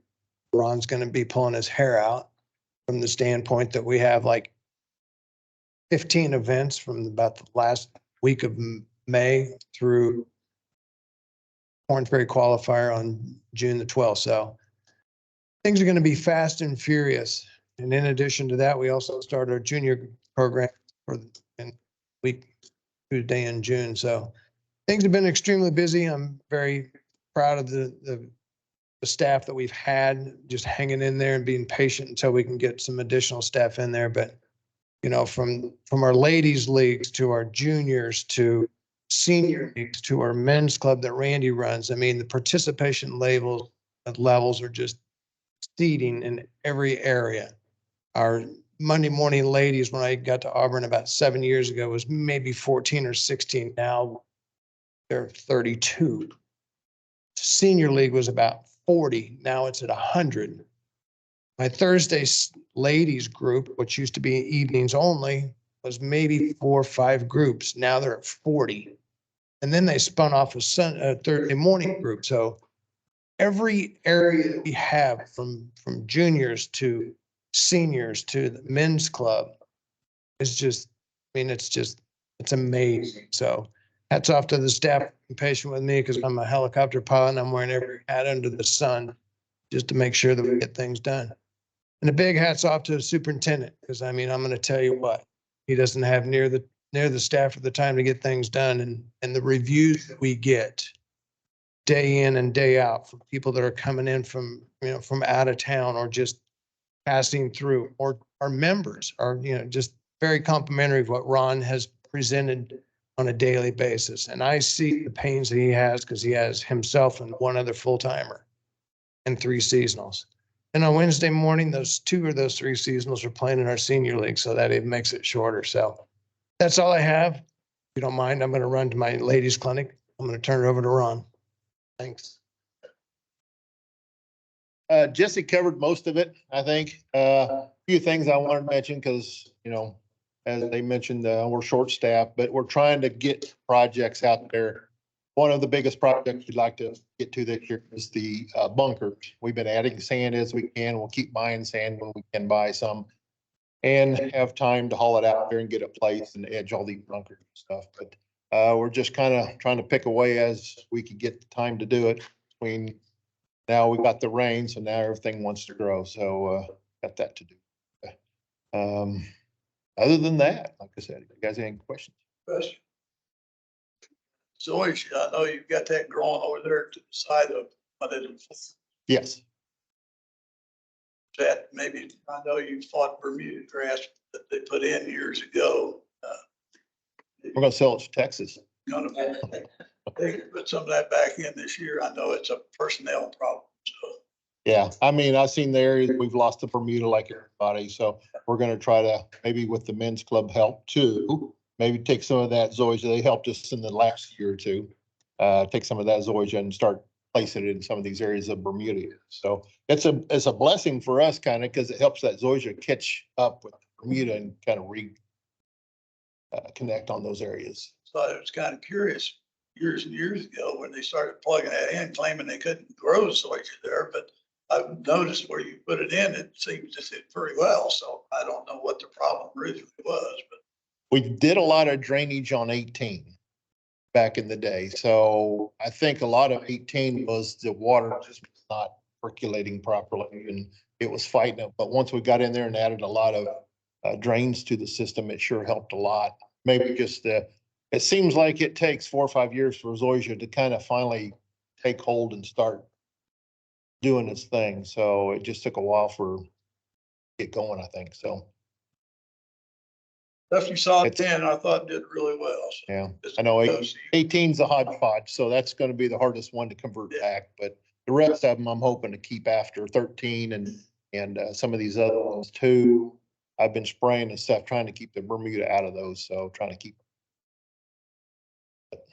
So that's the plan at least.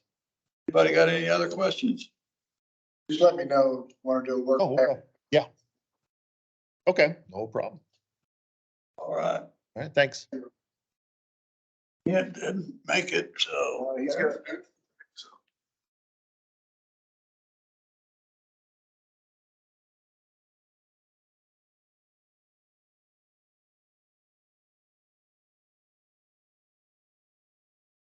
Well, everybody knows that we have pump issues and it's all working wonderfully.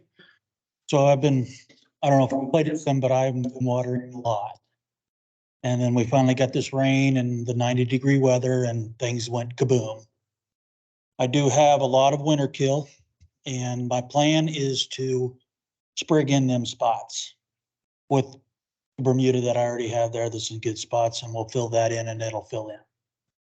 And fertilize and airway the fairways and do a lot of things like that that haven't been done in a while. So I'm going to be working on the bunkers too. You know, slowly. 17 needs it. Few of them do it on sand. We'll be buying some more sand and starting that. But it'll be a slow process on that because yeah, we're shorthanded. So that's all I have. I have a question. There's some pretty big areas in the fairway where there's winter kill, where there's just dirt. So will those areas have to be roped off for a while or something? Yeah. Ground under repair kind of thing? Yeah, that's what I'll do because if I don't, it'll be pointless. Sure. Because traffic is my number one. That really causes the most damage. I don't know if you've noticed that. I'm new. I'm with the city for 10 months. I've never seen a course so busy through a winter. I mean, it is insane. I mean, I couldn't get 3 tanks spraying in a day because it was crazy. So we've got new cart paths that have been developed by people cutting. I don't know if people have seen the new one on 5, you know, so I will rope them areas off. I've been roping areas off, throwing some stakes in around the greens, but what people don't realize too, with this being short, and Ron and Seth will attest to this, is we don't want to put these ropes up and stuff because it's more work for us. Plus, it causes a path where we put the rope up. So, I mean, it's a double-edged sword. But that is my plan, is to to rope them areas off and yeah. Makes sense. I mean, hopefully not in the long term. And then my only other question was the new water feature that we have along the putting green and 18 on the Yeah, it's sidewalk great. there. What's that from? I mean, Okay, you got 10T, you've got the putting green and you've got 18 green.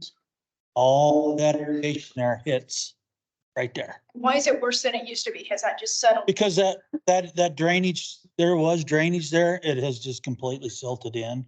Mhm. And I played there a long time and it didn't Yeah. see a puddle. Now it's a lake. absolutely, well, and I turned the irrigation off 2 days ago. And it's still, it's lower today, but hopefully by tomorrow it'll be gone. But it'll be back once I start firing it up. And my plan is to auger in and re-put some drainage in there. The drainage issue. Yeah. Thank you so much. Mhm. Yeah. Anything else?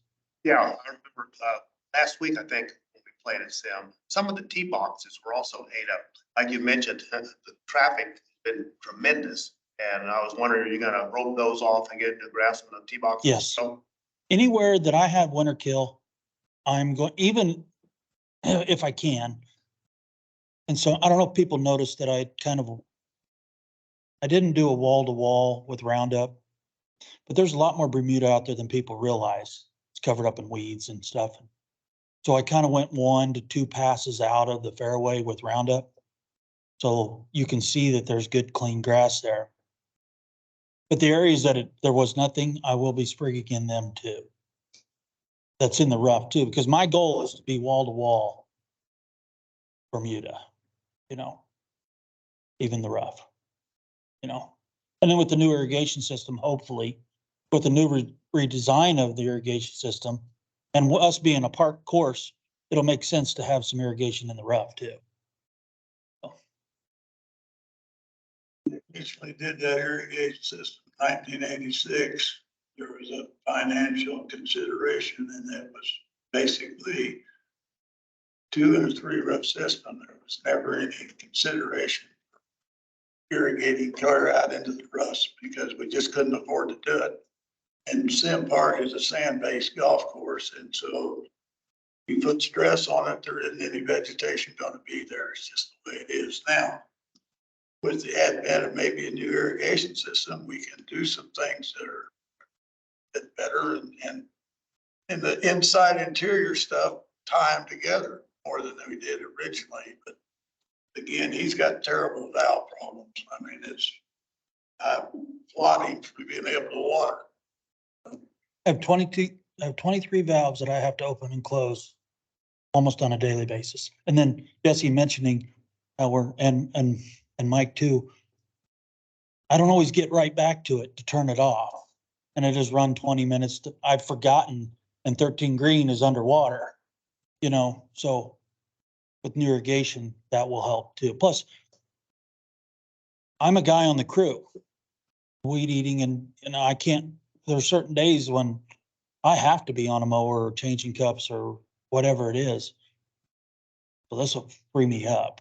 And I know it won't be this year, but still. And one thing I've asked him to do, let's just say you've got a $25,000 budget, get with someone and figure out a temporary short-term solution. What could we do to get some of those to work if we had that $25,000 budget? Because quite honestly, I would rather pay him to do the other things than sitting there turning water on and off. So he's working on that, trying to kind of come up with some type of plan that would keep him from doing that as much now until we get hopefully get the irrigation system replaced. You just got to determine if that's an electrical or whether that's a mechanical failure of the valve. So you can replace the valve and make it work maybe, or. Yeah. Okay. And it's just being able to have the time to go, because it's a dual manifold, so I've got 2 valves there. And generally I need to replace that other valve while I'm there, Another thing that he does have is, again, it was a budgetary consideration. All the courses that we've done since then are all valve and head, or that's it's a block system. So you go in the fairway, he turns a valve on and 4 heads pop up or something. Which at the time it was cheaper, but long, you always make a little budgetary consideration. And again, just like we discussed earlier, in those days, we paid for it all ourselves. And so, in the advent of the times that we live in now, water's becoming so critical that you need to have better control of it. So block systems are not that answer. Anyway, that's something we have to address in the future.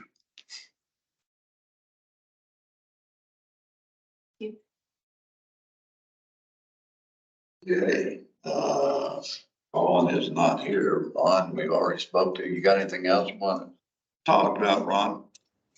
Yeah, I'll do this quick. Colin's doing group lessons today from 4 to 7. So he just wanted to pass along. He's really excited that he was able to get some more carts in. So that's really helped out. And it's obviously helping with revenue. And as Jesse mentioned, the range cart has been big, being able to get out there and get the balls picked and put in the cleaner and back in the machine.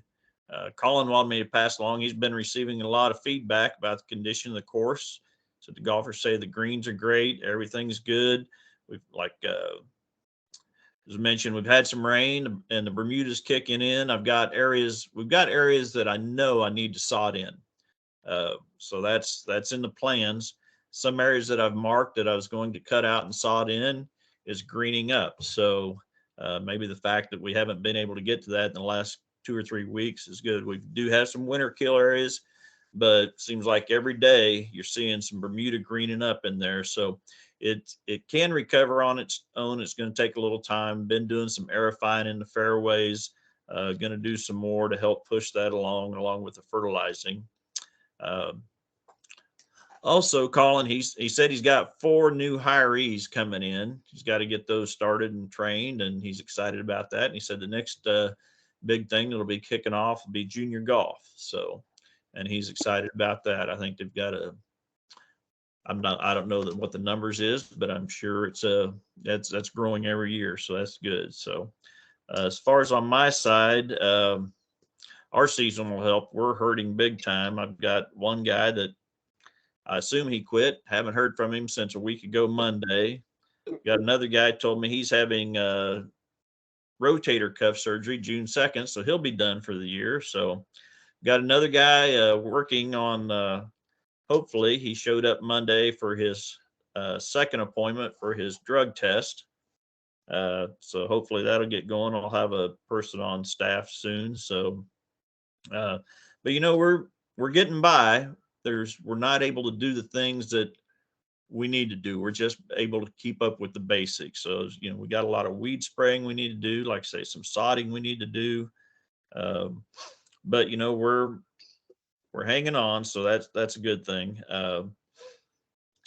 Got some plans I want to do in June will be the time. We've got some areas in the rough where we did not apply pre-emerge or we have not sprayed for weeds in those areas. So I've got some areas that have because some trees have been removed. I want to seed Bermuda in those areas. So June will be the time to do that.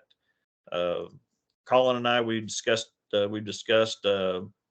Robert had suggested doing Mr. Alexander there suggested doing a volunteer day to do some cleanup around the lakes and creeks and stuff. And we're trying to get that put together. We're right now looking at June 1st, possibly doing it. Be the Braeburns men's group would also be involved. So along with Robert's group. So that would be good. So if we can work that out, and we've talked about, I told Colin, I'll buy some hamburgers and hot dogs and we'll cook them for him or whatever. And make it a thing. And it's really great that golfers care and want to come out and donate their time to better the course. So one other thing, the way we've talked about doing different things, I've been pleasantly pleased with the way I've set up. We've never had it trying to control the cart traffic around the greens, and the way I've set it up with some blocks and signage, it's probably not, at least 90% of the golfers are doing that, and we move them a couple times a week, and that's really helping out with cart traffic up around the greens. So that's been a success. So, which I'm very pleased with. So I'll end it with that. Any questions? Ron, what was your status? Did any med iron? You talked about sod and bringing up from Oklahoma. Is there any available? As far as what now? What we're looking at? Yeah, they tell me they have Patriot Bermuda available. The price is really good. It's about $125 a roll, which is a really good price. So they said I just need to give them about a week out. I've got areas marked. I want to get everything cut out and cleaned out. So when we bring it in, it'll be the big rolls. Purchased the adapter or whatever you want to call it, the machine that goes on the tractor. So we'll just be able to roll them out. It's I guess most of you are familiar. See, sod comes in pieces about 1.5 feet wide and 3 foot long. Well, these big rolls are 42 inches wide and 90 foot long. So one person can do that with a tractor, as opposed to, needing several people to do it piece by piece. So got areas in the fairways that I've got marked and want to do it. And like I said, in the last week or so, some of those areas that I was planning on cutting out, there's Bermuda greening up in them pretty good. So, hopefully we can just maybe not have to do as much of it, but definitely have some areas that have needed it and do definitely need to be sodded in. Word of caution, talk to Brian over at Reflection Ridge. He lost all of his Patriot. He lost all of his Patriot? Yeah. Okay, I'll definitely give him a holler. His driving range not look very good. Definitely give him a holler. Yeah, Tahoma is doing good, and yeah, Kurt at the country club, he told me they've used Tahoma that's also growing in Oklahoma, and it's doing pretty good. So it's quite a bit more expensive, and the availability may not be so good. So, but there's a lot of latitude 36 out there available, but it's also kind of expensive for what you get. So.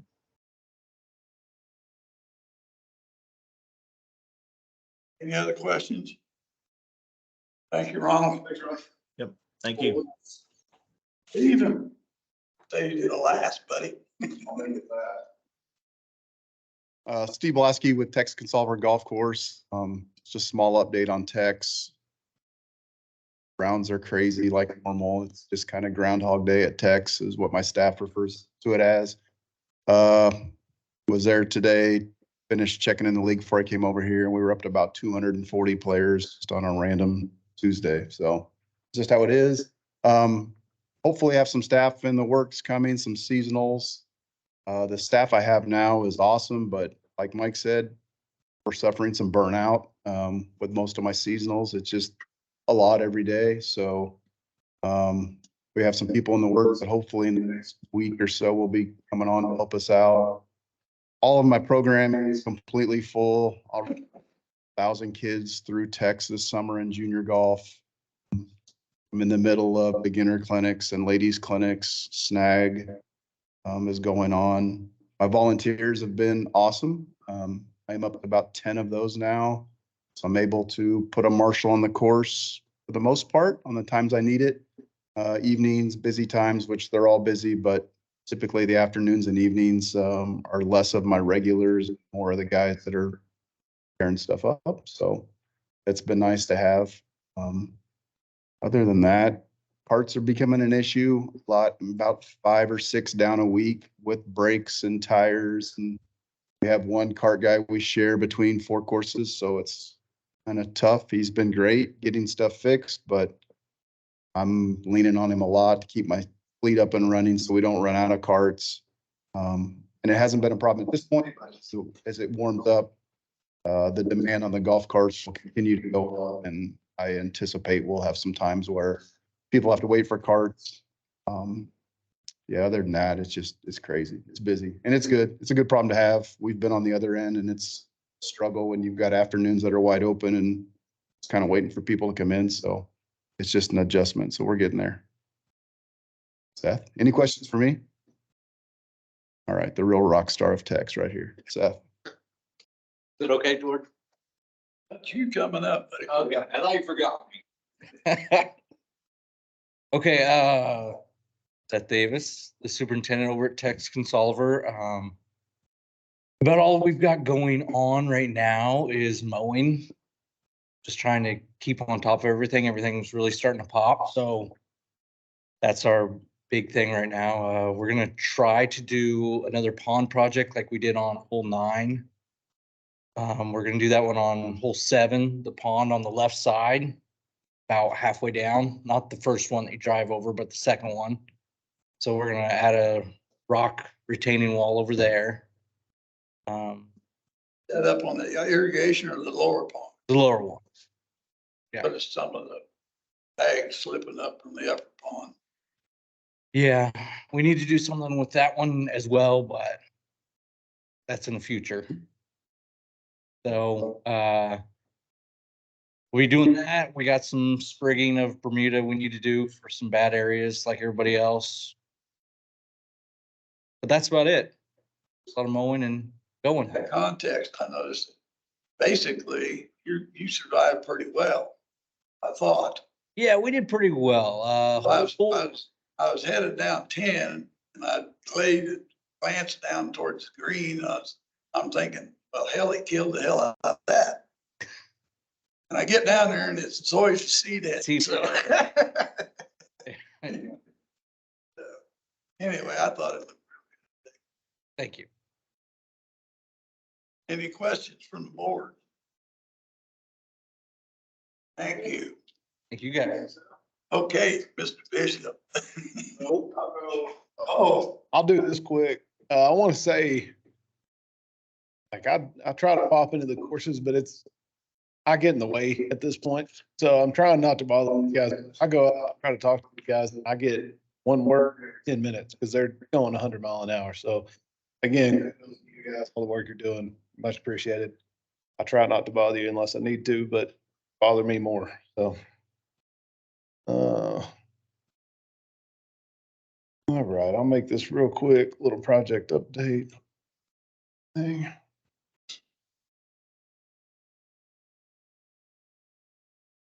All right.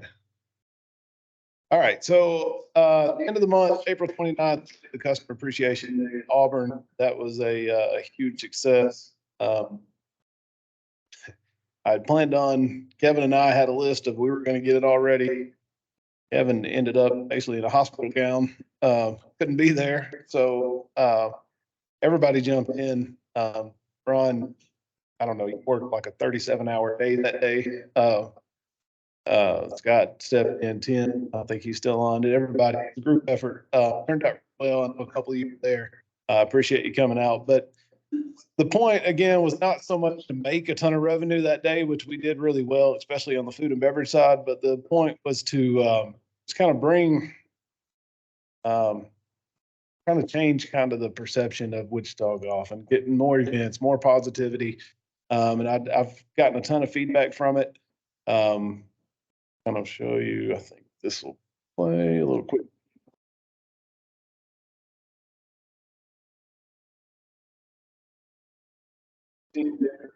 That Ron Reeves, that's him up there playing music. So it was a really good turnout. I don't have any idea how many people were there, but it kind of came in two waves. There's a big wave at the beginning and kind of died down, and another big wave. But we did get, I have got 2 tournaments I'm working on because of this event. They reached out to me afterwards and said, hey, like, we want to do something similar. We'll bring our people out. So I'm working on 2 events that could be $10,000 a piece out of this event.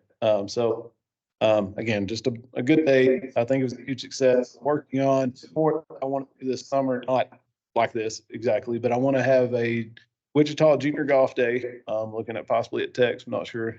I'll get with you on that. And then do that kind of midsummer, and then early fall, I want to do a Wichita Women's Golf Day. So a big event to kind of showcase that. So I'm working on kind of the details now that have kind of settled down a little bit. I'm going to work on that this week and try to get something put in place. So. All right, events. You can see you got this right here talking to you about it. I'm Kevin. I'll make your special day more special than you've ever imagined.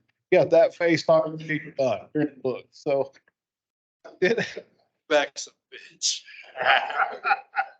we did host our first crew wedding, and this was kind of the setup. They actually had the ceremony at Tex, small ceremony at Tex, and then came over to Auburn for the reception. 100 was about 100 people like that. Room looked fantastic. It looked great. So it was kind of a good way to ease into it for us to see kind of how the logistics works. Kevin did a great job. The staff at Auburn with the food. They had a they have taco bar. Yeah, taco bar. Yeah, taco bar.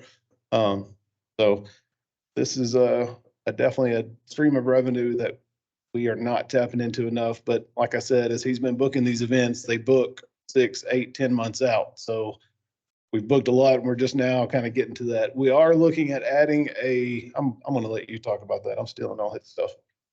Earlier, this was last week, I went to DC. I was part of National Golf Day. I'm honored to have asked to serve on the NGCOA Golf Business Education Advisory Committee. It's a national committee through the National Golf Course Owners Association. And basically the purpose of it is there's 12 of us to kind of decide when they have these conferences and all the stuff that they put out to all the people in the golf industry to decide what are the main topics, what does that education need to look like, what are the areas to focus on, how does that look? So we'll work throughout the year to try to help increase and make everything that goes out to all the industry professionals the most effective and efficient, the things that they really need.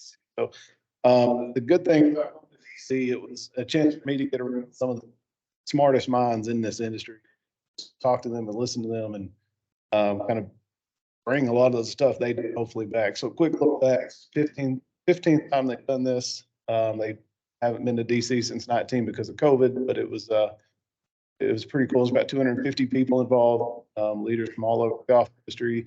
We did a community service project, which this is me working, me doing sod and stuff I took a picture because it's probably one and done. But we laid about 10,000 square feet of sod. We planted 1,023 plants, spread mulch. Oh, it did all the landscaping around the Sylvan Theater. All stuff. There's about 250 people, most superintendent. So I was away for the most part. Just where do you want me to put this? But we did all that in about 2 hours. It was fascinating. I mean, it was just like a swarm of professionals came in and done. And I looked down and I still got 2 hours before lunch, and I don't know what to do. So it was a pretty neat thing to be a part of. And then going the next day, we went and we talked to, met with the senators from Kansas, the House of Representative members from Kansas. And we had 4 main topics that we were kind of lobbying as far as things that affect the golf industry. Being a part of that was pretty neat. It was a fun experience. So definitely made a ton of contacts, even with the, you guys know more, but the Golf Course Superintendents Association of America, they're based out of Lawrence, Kansas. And I was basically spent almost all day, every day while I was there with their board members, and they're the main people in that organization. So I made some great contacts as far as that goes. And pretty much through the month of April, we aerated 1 course a week. They all very smoothly. Those guys did a great job. So we're done with that until fall. So it's always good to have you. I did this slide last week. So we need rain. We got a little bit, but not enough. But we obviously warm nights are here. So all the issues with the Bermuda and stuff, it seemed like every week it would get warm during the day, and then we'd have 1 or 2 nights where it was 25, knock it back. So I think we're finally past that. The problem is, we were talking earlier, now that we got a little rain, we got sunshine, you just listen to the grass grow. You guys got to do something about that now. So they get to mow a lot. That's all I got for this. As far as events, that side of the business, any questions, suggestions, anything that see us? I have one question. Some people had asked me, playing in the couples league last week, and they saw my cart and they said, well, can anybody have a cart, or why don't they advertise that private carts would be allowed on the courses with a trail fee? Or I said, I'll ask. Yeah. I don't know. So, here's the thing I can't figure out. At Auburn, they have so many carts that people that live on the course, the other courses, they're going to be trailering these carts in, and the parking is not there for that. I mean, the parking lots are packed right now. If we had 5 or 6 trailers, and I don't know, something we should have brought in this board already, but I don't know how to get around that. There's just nowhere to park. I would love to have it where they can bring their cart. If you want to take your cart, technically, if you want to take your cart to Mac right now, your cart fee, your trail fee is good there. You can use it fine, but you have the sticker, but I haven't really advertised it because I'm afraid it's going to become a huge problem. So I kind of like, I almost think we should have just said, this is good at Auburn only, live here, because the other courses, not a lot of golf carts that live. If they're just standard golf carts, they will fit in the back of the pickup truck. How do you get most? You can. Oh. I don't know if people would want to do that, but I'm just saying, if you have a pickup truck, golf cart. Yeah. Not just say no trailers? I mean, is that? You can, that pretty much eliminates the other courses, though. I mean, and that's fine. You could just say that, and that is what it is. So I guess that's what we do. They want to drive your cart 4 miles across town, come on out. You know, I think there are some places around Sim and maybe, I don't know, around Mac. I don't know where people might, they're building those new fancy schmancy. Issue at Sim's parking lot's the smallest by far. That's what I'm saying. Trailers Say no there for trouble. Yeah. Yeah, I've been asked, I'll get, everywhere I go, I'll get cornered, which is my job. Great, but that's something that's came up a few times. When are you going to put this out there? And that's the reason I haven't. But I'm afraid I'm going to create a huge problem to do. So. Right. I know that doesn't really answer your question. I don't, maybe that's what I do, is just say you're welcome to do it, but there's no trailers allowed. I mean, no trailers in the parking lot. If they want to park on the street at around Sam and trailer there, then I guess they could do that. I mean, even at Tex, there's nowhere to park on the street, parking lot, Saturday. Tex Today. could be the challenge, yeah. Well, I mean, it's a giant parking lot, but when I left, yeah, there wasn't a whole lot of Right. empty spots. And from experience, people with trailers, they want to make sure they have, I mean, they take the 4 spots they need, 3 more, somehow they position themselves where you can't park, so. Totally agree, but I mean, I think for the people who would want to use a private car, who do live fairly near the other courses, I hate to have them not be able to do it because we Right. don't want the trailer. Maybe that's why I say no trailer. I mean, well, do it. Parking wasn't an issue. We welcome the carts because we need them. Yeah. It helps. Oh, and I want to go back to, I think Ron mentioned, I don't think I've told you guys, we did rent 10 carts on a temporary basis at Mac. We had every day, we were running out of carts. People were standing there with their bags waiting. So we did rent 10 carts. I got a good deal, $250 a cart for the month, so $2,500 a month. But that pays for itself 10 times over. But we eliminated that issue for the most part. We're still, I mean, honestly, we could use 10 more carts, but these 10 make a big difference. So that helped. That situation was bad. I know, Mike, you were out there one weekend and there's 30 people mad standing there waiting on a cart. Not a good look. So did that. So hypothetically, you put the leasing agreement together with the company that you want to go with. The earliest you probably would see carts would be July, August, early. I mean, that'd be really early, probably.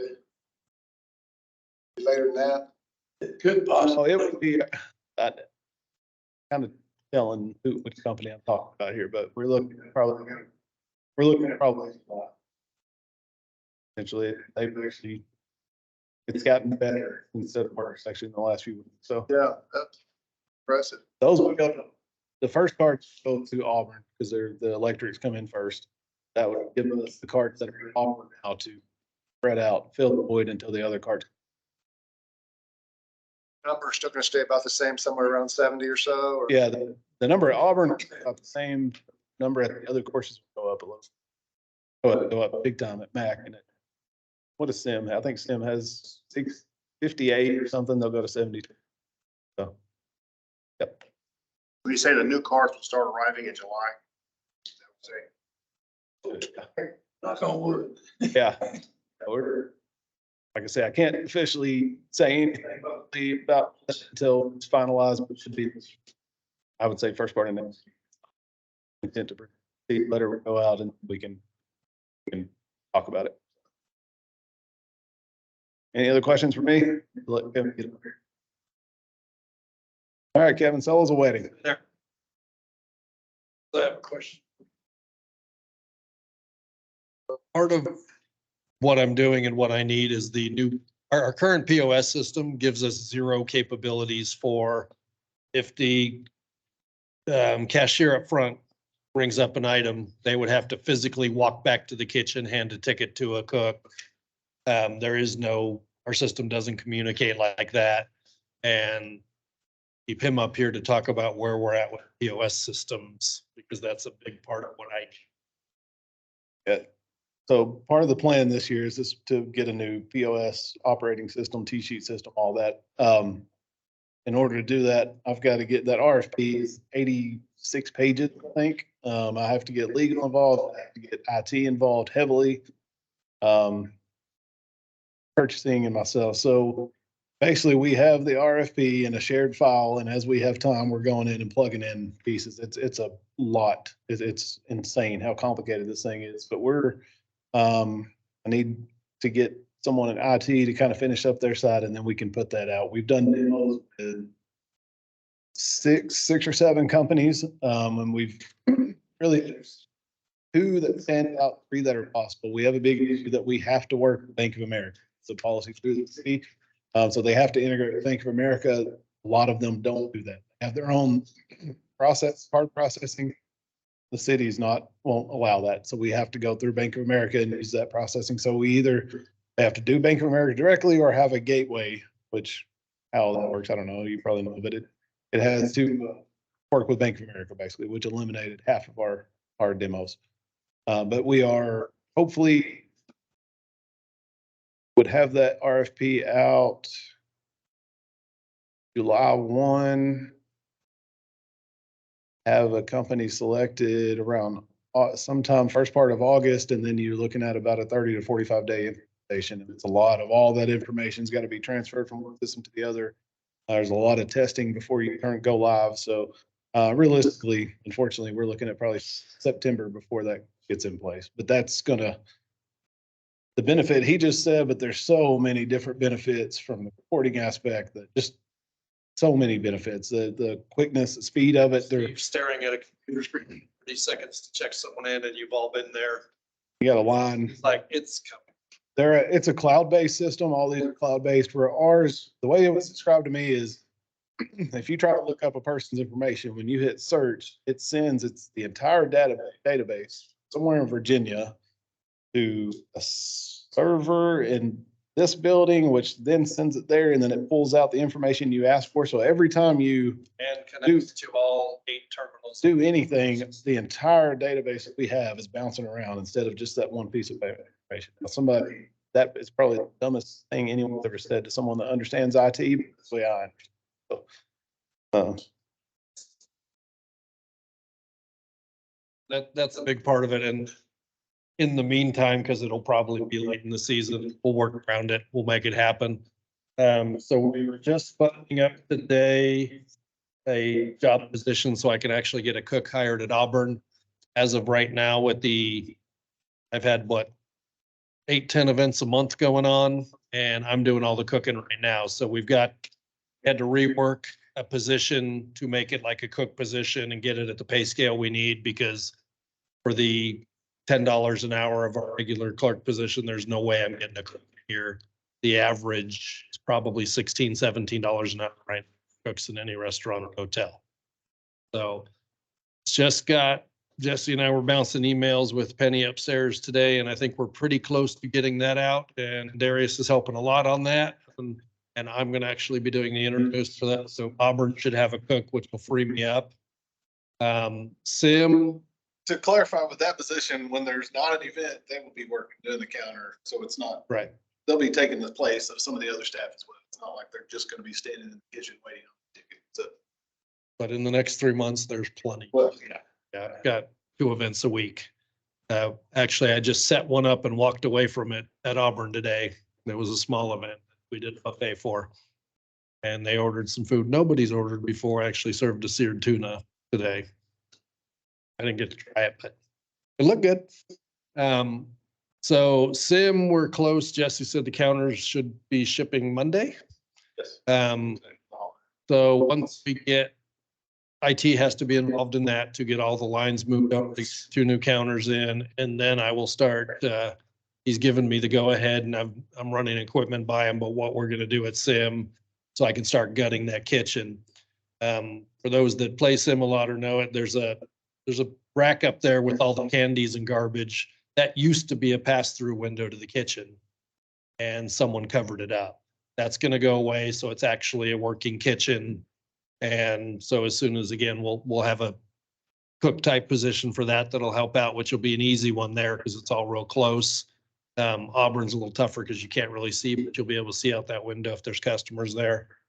We had one more thing. Sorry, I keep interrupting. Well, But the kitchen renovations, there's kind of digging in, trying to find money that may exist out there. There's some projects that were completed and there was funds left over, and that money is still just sitting in account. So I think I've come up with enough to be able to do the kitchen renovation without affecting it at all. I'm going to use money that's left over funding from previous projects, piecing together that I think we can cover all of the kitchen renovations without any equipment. Yep. I had costed the equipment out. That seems like 6 months ago now, and it probably was. To the number he said he had, and I believe I came in just under and actually cut a few things to make it better.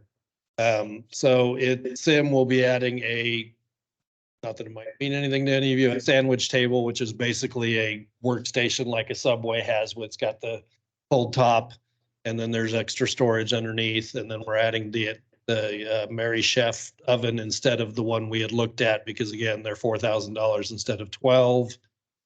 Some newer refrigeration. Most of the golf courses have the same freezer you have in your house, refrigerator, freezer. I know Steve's always screaming, I have no more room. I need more food, but I have nowhere to put it right now. So I've looked in his, it's absolutely packed. So getting the right equipment so they can store enough stuff for a week, so they're not running back and forth to Sam's Club 4 times a week. It'll look a lot different once we get all that in and we have that cook's position. Then the menus are done. They're just waiting to get the equipment to be able to do that. At Sim, we're going to move a cooler out front. Those of you that play at Tex, Steve has his non-alcoholic beverage cooler out front. They ring it up and they say, just grab what you want. And we're going to do the same thing at Sim, and it'll free up a lot more room for beer. And then if and when the liquor licenses come, more room for these canned cocktails and stuff like that, because I'll have a full double cooler to use for beer and cocktails and stuff. Lots of events at Auburn. I probably have 10, 12 graduations booked. A couple weeks ago, I booked Mike's niece is going to do their reception there next year. Yeah, I've got 4 or 5 already next year. I've gotten lots of weddings. Our prices compared to, I don't know if anybody in their family's gotten married lately. It's ridiculous what the event spaces go for in Wichita. I attended a wedding that was a friend of ours' daughter, and just the space was $5,000, which is crazy. We charge $500 for the wedding package and they can purchase more hours. So price wise, now we can't hold 300 people, but price wise, we're kind of untouchable in the area, which is going to drive even more. And then as they do, Century 2 does the big wedding, something or other expo twice a year. We'll get involved in those once I've got people in the positions, and you'll probably have a wedding every single weekend going on out there. Golfers will have to go around and avoid the usual cart drop-off spots. I think what else I got going on. I've had a crappy couple of weeks, sorry. Like he said, I was in the hospital 2 days before the appreciation, and then a family member passed away last week. I had to go to California over this weekend, funeral, so just getting caught up tomorrow, and then I have to have surgery on Thursday. Been fun. Questions? Fire away. I was out at Auburn the other day. It was pretty hot. Range was busy. Went to get a drink of water. There wasn't any water, so I suggested to Scott maybe run some water out. And the young fellow said, "We don't have any ice." They had both ice machines go down, I believe, right before Appreciation Day, wasn't it? Mechanical problem. Man. Yes, we had both. He has one downstairs in his cart barn. They both went down like the same week. They have both been fixed. The one downstairs went out. It's like, well, let's move some ice from upstairs to downstairs so that it will refill. And we went upstairs and it had quit working. $2,000 later, they're both fixed. So you had mentioned something about the liquor license or whatever, is that gonna go through? Is that in the? We're still working with Nate on that whole golf nonprofit, which is how it's gonna have to be done. If it is done, we'll have to form our own nonprofit. And Nate has given us some kind of groundwork, basic stuff that Jesse and I need to fill in the blanks, and then we can go through you and then move it on through council and whatever we need to do to hopefully get that set. A couple of different ways have been shot down. City. So. Is that gonna be mainly canned alcoholic beverages or whatever, or? For the most part, but for like weddings and stuff, we'll be able to offer bars. Go ahead, Robert. The beverage cart, are they running now? There's 2 beverage carts fixed and running at Auburn. The cart deal is where we will have 3 more. Three more beverage carts, and plus the 2 that we have. We'll have a total of 5 beverage carts. So for events, we'll have one that we can move to the event. And then on regular weekend days, realistically, we'll probably pick Tex or Auburn just because of the layout and the whatever, and we'll have two going at those courses and one at all the other courses. And that's, one of the beverage carts is at no cost. It's part of the package. The other two are worked into the lease, so it's very minimal each month. And they've made a difference. Some food things we've been testing. Steve has been great working with me, trying different things. So probably been about 3 weekends now. We started doing a pulled pork sandwich, and the first weekend, I think he was sold out by Sunday morning. By Sunday at 10 o'clock, he was gone with what he bought. He did it again the next weekend, sold out. I wasn't here this weekend, but he tested some pastrami burnt ends. How'd that go? So we've added, when we did the city employee golf tournament out at Mac, we had brats out there, and Jesse got a lot of comments about how great that was, which is a brat that you can do on roller machines. It's a pre-cooked Johnsonville brat, and now everybody's running them. He's gone through a ton. So I'm adding different offerings slowly with the equipment I have, but everything's selling, and that's probably part of that numbers jumping up as we're charging a little more for the brats, the pulled pork sandwiches. So the first weekend, Steve had some mold chips from an event that were smaller bags and said, let's throw in a chip. I said, sure, throw in the chip. So we were getting $5 a sandwich and they were gone before. So he's bought it every weekend and selling out every weekend. One thing we've talked about, I would like to have had a lot of success in the past, is once we get some of these new people on board, is on busy, every day's busy, but pick a day, weekend, and put a grill outside. And I mean, when you pass that grill in a cart, you got burgers and dogs, everybody stopping. And to me, I've actually had more success with a beverage cart and a grill side by side than a beverage cart. You put it in a place where they pass it several times, they smell that smoke, now they gotta have a beer, so we're looking at that, we just don't have the staff. We bought one grill early, and for Steve's, was it the 2-man shootout? We were out there and I had people coming up and they'd like, I smelled that on the 6th hole.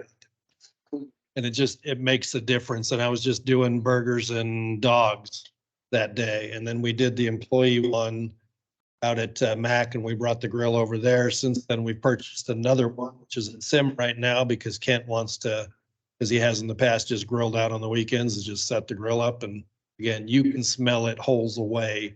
You start pulling up. What is that? A big part of the new POS system that Jesse didn't mention is you'll be able to order food on your phone. To the 8th hole, you go in, order food, you pay for it, and you'll just pull up to the clubhouse, say your name, and boom, you're gone. I'm still trying to talk Steve into reopening his drive-through window. And we'll be able to take credit cards on the beverage card, like everyone else figured out. And that's a big deal, is we're losing a lot of revenue because a lot of people just don't carry cash. So we'll be able to take credit cards out on the beverage cards. Any other questions? I'm as impatient as the rest of you to get this stuff going. This was stuff Jesse and I talked about day one, and I started July 25th. So seems like 3 years ago now. All right, thank you. Okay, make a motion there, Mike. Make a motion. Second, we adjourn.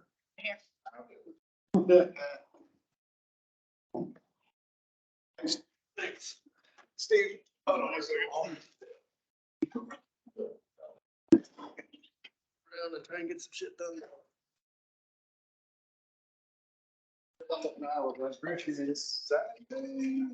It rains, I'm pissed at you, Mike. Okay. Hey, I need to do it.